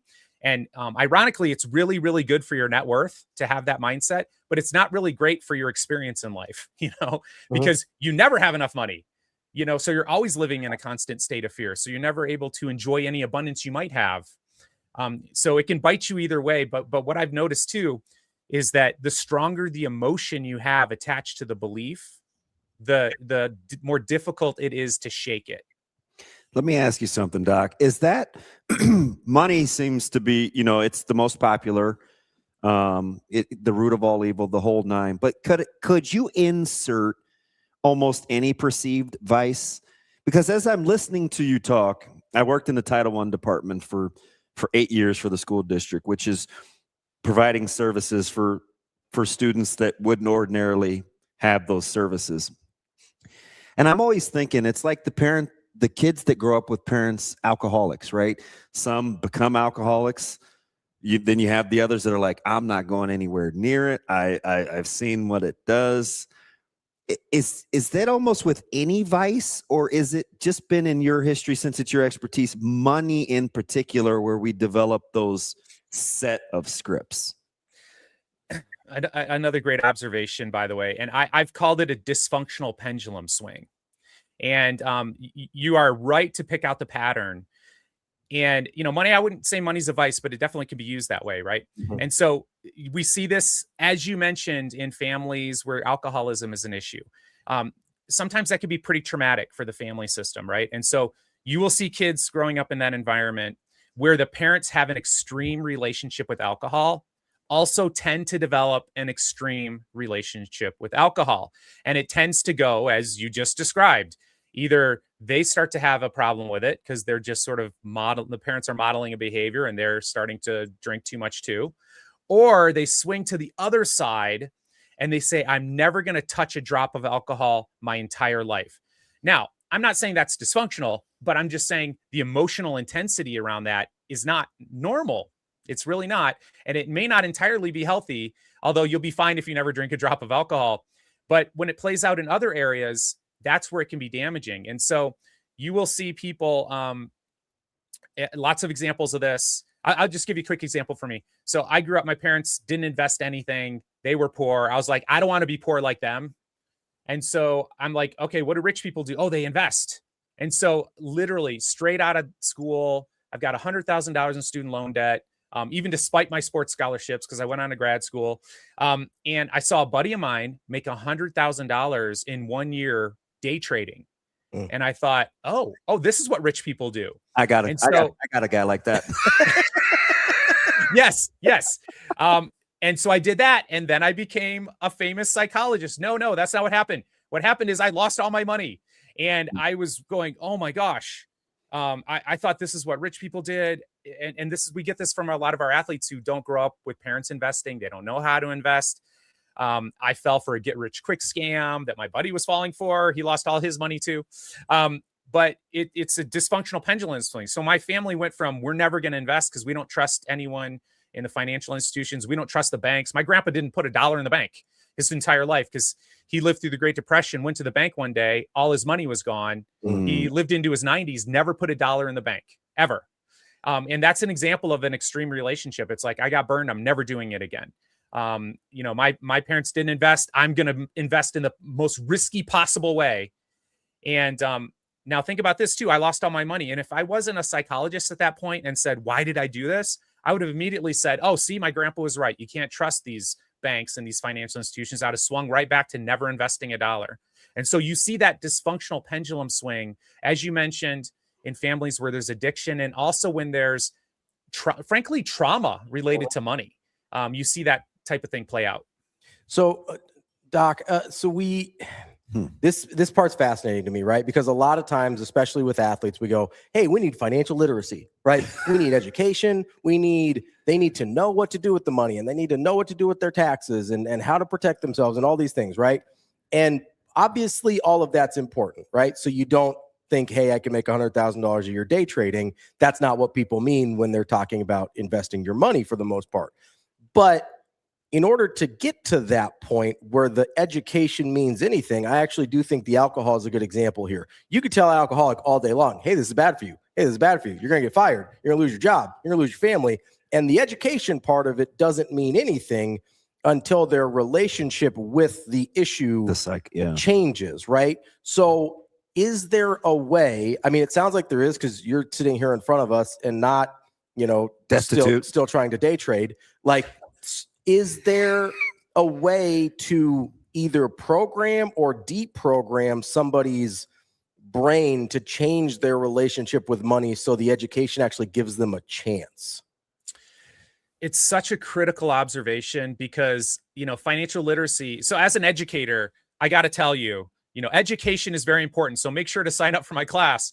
However, it's like everybody kind of knows what they need to do already. Like it's like you mentioned with alcohol. So the two biggest problems we have in the country around money is people spending more than they make and not saving for the future. And I have yet to find somebody who you tell them, oh, I know what your problem is. You're not saving enough for the future and you're spending more than they make. And they said, oh my God, thank you for the education. I had no idea. It's like everybody already knows what they should be doing, frankly. And so I am with you 100%. It is not a literacy issue. And all the studies on financial literacy will show you can increase someone's financial literacy. It doesn't translate to behavior necessarily. And as a matter of fact, most people kind of revert back to whatever they were doing. And so my focus has been on studying. And as I told you, my backstory is like, I want to figure out this for myself, for my kids, for my family, but then to teach as many people as possible, like what is the actual mindset that people need to have if they want to go from poor to rich. And I use those words on social media because those are what give me the clicks. But, you know, building that generational wealth, like what is the mindset? And so what I found to be the most helpful is studying actual self-made wealthy people who started out with not much, who have gone on to become millionaires, multimillionaires, and even more, and try to understand, okay, how are they looking? What is their mindset? Because really that's what it comes down to. People already know they should save. They know they should invest.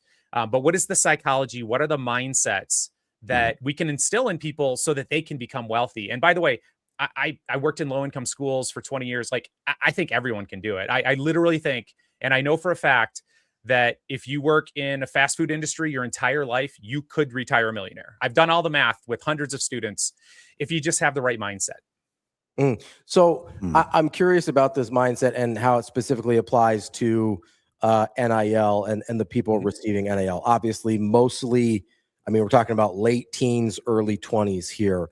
How much does that programming or deprogramming of somebody's brain, how much does age factor into that? Like, is that if you get a kid at 18, does it make a huge difference than if you get them at 22? If you get them at 14, does it make a huge difference between getting them at 18? Like, I think part of the thing we talk about here is a lot of times we talk about, oh, you can't give somebody that much money at that age. Yeah. How much does the age factor in, both in people's relationship with money and how changeable that relationship is? And so we all know young people who are super smart and on top of it. So this is not to disparage young people. Maybe I was the only one who was dumb when I was young. But the bottom line is, like, and all the research shows this to be the case, like, as we get older, we get wiser. And the same thing's true with money. As we get more education, we tend to have better beliefs around money and a better mindset. So age does help a lot. It also decreases impulsiveness, right? Like, your impulsiveness decreases as you get older, especially for boys, as the prefrontal cortex develops. So it's not that it's impossible when you're young. It's just more challenging. And for many people who, you know, just average Americans, like, they're not even thinking about investing for retirement till they hit 40s, 50s. And then everyone's sort of like, oops, I should have started when I was younger. And so that's a common experience for people. But I think the younger, the better, quite frankly. And part of it is instilling this mindset before the money comes. And we can use NIL as an example where you're getting an influx of money. We can use getting your first job as an example. If you have the right financial architecture in your mind, when you get your first paycheck, you will become an automatic millionaire. You will. And that's the best time to do it, because the worst time to do it, and I'm going to get very specific here, is after you've already established your life. You know, after you've got your first job or you got your big paycheck, and now you're going to go get the best apartment you can afford. You're going to get a new wardrobe. Of course you need a new wardrobe. You're going to get a car, some type of transportation. Well, how much can I afford? You know, you go into the car dealer, they'll tell you what you can afford. You know, they're not thinking about your best interests, perhaps. You're going to buy the furniture. You're going to create your life. And then what people do is say, okay, now I'm going to look at how much money I have left and I'm going to invest the rest. Oh, wait, there's no money left. Yeah, it doesn't work. That happens to everybody. I don't care if you're making $50,000 a year, $100,000 a year, $2 million a year. It happens to everyone, because your apartment's just going to be bigger. Your car is going to be better. Your wardrobe's going to be more expensive. This is what happens. And so to your question around age, if I could just instill this mindset in every person listening, and it's probably a higher percentage if you're getting a huge chunk of money, because one of our problems is as an athlete, we think, oh, this is just the first of many checks that are coming. By the way, same thing with musicians, movie stars. This is the first of many. And unfortunately for many, oops, that was it. That was the last one, because you got injured or whatever. But the mindset is this: I'm going to save and invest a percentage of every dollar I get. And I would love for every child to be raised that way. And for the average person, I would say 20, 30%. You will be a multimillionaire unless you do something stupid. And with these big chunks of money, man, I want to look more like 50%, 75%. Because you can, for some of our athletes, if you're getting like a 7-figure deal, like if you get a chunk of that and you save and invest the majority of it, you're going to be a multimillionaire, one and done. But the temptation is, I'm going to spend it. I'm going to get the nicest car I can. What are my buddies getting? This is where that social comparison comes in. This is where that tribal mindset comes in. It's like, well, what kind of car are they buying? How much attention are they getting? I need to do that. So we tend to run in herds like that, and we tend to mimic the behavior of those closest to us. Does in the high achievers realm, right? You're talking about musicians, athletes, movie stars, a lot of types of people you've worked with in the past. Does the mindset that it takes to become that type of person, the confidence that it takes to become that type of person, work against the mindset of, hey, this might be my only big check, I better be smart with it. This might be my only big opportunity, I better be smart with it. Because your entire life, you've had to have the confidence that no one else really has to even get to that first check. Does that make sense? It does make sense. And you're absolutely right. And many people who are in those athletic and creative arts, their mind is somewhere else. You know, they're not planning for the future in the same way that some other people might be doing. They're creating, they're taking risks. This is how they got to where they are right now. And to all of a sudden shift gears and become like a financial expert, you know, who has more of an engineering mind and thinking about the future all the time and planning and being more conservative. It's the opposite of mindset, quite frankly. And that's why people tend to get in trouble without some consulting and help along the way. But the other thing, and by the way, so all the studies done that most people who are financially successful over time, they have trusted advisors. So it's already built in that I can't do this on my own. And I talk about it as a working class sort of mindset. I call it do-it-yourself-itis. You know what I mean? It's like there's this mindset like, oh, a car's broke, I'm going to fix it. Like in my family, I had one aunt who's good at taxes. I don't know how good she was, but she did 25 tax returns every year. The entire family. And then later to come find out, she took like a one class on taxes at a community college, and she was the family CPA, and she did great. Don't get me wrong, but I bet you we all could have saved more money on taxes if we had gone to H&R Block or something, you know, where people are experts, but we didn't trust anybody over there because we didn't know anybody. And so that's a big hurdle too. Like you get this money coming in, and if your parents are wealthy and they've had financial planners, they're like, oh yeah, you know, go work with Joe. He's got you covered. And you're like, oh, here, Joe, here's the money. What should I do? And then Joe tells you what you should do, and you do it. And then you become wealthy because that's what all these wealthy people are doing. But if you come from a family where you don't know any of these people, like you've never met one, you've heard about them, you don't trust rich people for good reason. They've done harm to your family in the background and you know, your entire family history. Like with my grandfather, the banks, they took all your money, and it becomes like a panic sort of situation. And that's where you fall prey to, you know, your cousin coming in and saying, hey, oh, you got a bunch of money. Hey, I'm thinking about starting a business. You know, could I get a loan? And you should be acting like Shark Tank, you know, well, like how many customers do you already have, but you're not. And your cousin's never had a business. And guess what? Most businesses fail, but you feel all this pressure to do it. And so we fall prey to advice from people who may have a good heart, may want the best for us, but they really don't know what they're talking about. And that's one of those challenging things with getting money fast. A lot of this stuff works its way out when you get it slow. The way I look at it is like, it's almost like going to another country. If you're middle class and all of a sudden you're rich, and totally different things you do with your money, totally different approaches with how to manage it, taxes, attorneys, etc. It's almost like going to another country where they speak another language. You don't know anybody. And that's one of the reasons why it's real easy to just get rid of it subconsciously. Yes, it sucks that I'm poor now, but I actually feel a psychological sense of relief because I'm right back with my family. I'm not an outsider anymore. And I don't have to have all this anxiety. Because you know how to be poor. You don't know how to be rich. Exactly. That's fascinating. That is Dr. Brad Klontz. Brad, we appreciate so much the time. Great stuff there. I know you have a huge social media presence and have written like 60 books or something. Where can people find if they want more of your information? Yeah, so I would just look on social media for Dr. Brad Klontz, at Dr. Brad Klontz. On TikTok, I'm making a fool out of myself every day for financial literacy for the young folks. On LinkedIn, I try to dial it down a little bit, you know, look a little bit more professional. But yeah, I'm just trying to crank out content related to how to think rich, the psychology of wealth, to try to help out, frankly, as many people as I can. Fantastic. Thank you so much. We appreciate the time, and hopefully we have a chance to talk again soon. That was awesome. Thank you. Appreciate you, guys. That is Dr. Brad Klontz. You can find him at Dr. Brad Klontz. That's Klontz on all the social media platforms. He's got like 800,000 TikTok followers or something. He's that's what I need. I need to. Yeah. So that's no. I appreciate him taking the time. That whole.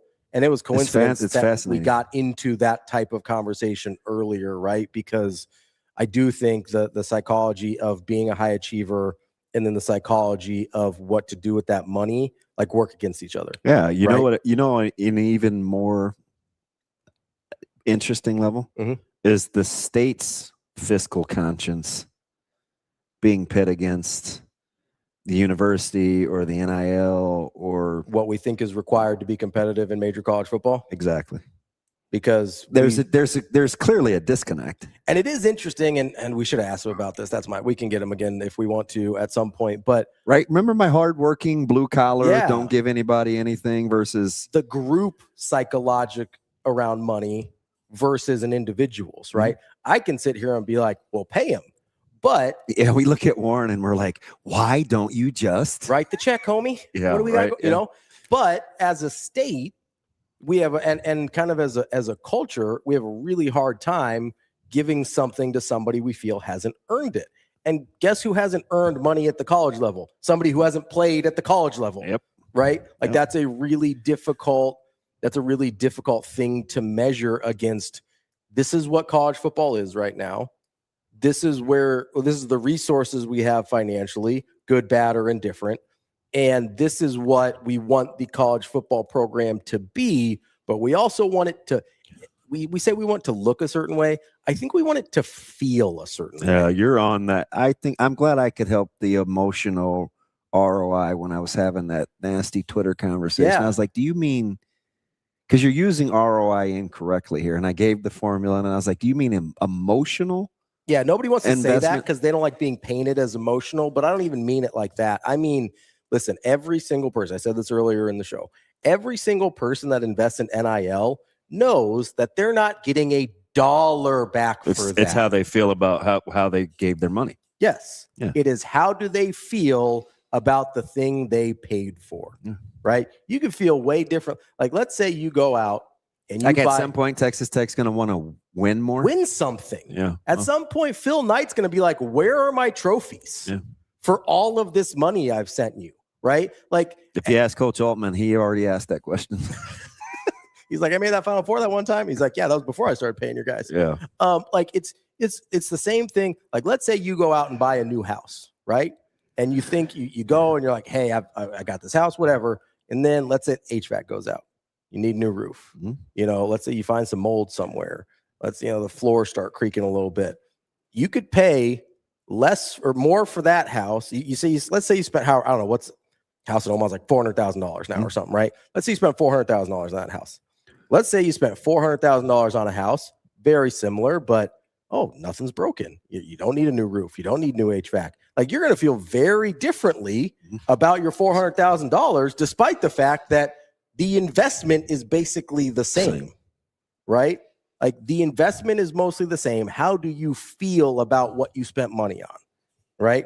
How do you, like, maybe even a better example. Let's say you spent $400,000. I mean, that's just buyer's remorse 101. Yes. Let's say you spent $400,000 in a house and it's in an okay neighborhood, right? But let's say it's a really nice house, but it's in an okay neighborhood. Let's say you spent $400,000 on maybe not as nice of a house, but it's in a really good neighborhood. You feel good telling people, and I know you can't buy a house for this much in this neighborhood, but you feel good telling people, oh, I bought a house in Barrington Park. Yeah, we just were driving home from Shane. I know we got to get going. We were driving home from the baseball field, Carter Lake, and we were just looking at the neighborhoods. Yeah. And then there was the one house that you could just tell was freshly built. And Micah goes, oh, I bet he got that property for super cheap. And I go, well, why'd you say that? And he goes, well, it's the only rebuilt house over here. I was like, I call you a dummy, but are you smart? Pretty observant. Yeah, I don't know if that guy could resell that house. Right. But if he's not planning on leaving, doesn't matter. He loves it. Yeah. There's a ton of, because you don't want the most expensive house in your neighborhood, right? Nope. And you don't want the least expensive house in the neighborhood. You want to be right in the middle. Like, Dr. Klontz was talking about, you want to be right in the middle of your 150 people. Yeah, if you're there Sunday, I'll show you. It sticks out like a sore thumb. It's right around the corner from the new Boys Club, Girls Club. Good stuff there on the show today. We went through a lot over the 3 hours. A lot of emotions. I didn't touch grass. I did take a time out. A lot of vasectomies, all the good stuff. Yeah. If I could make a fist. Paper plates. Yeah. What kind of plates? Ceramic. Glass? Regular. Regular. That's TV. I'm Ravi, Lulla. We will be back tomorrow with more Hurrdat Sports Live. See you. Have a good day. Love you.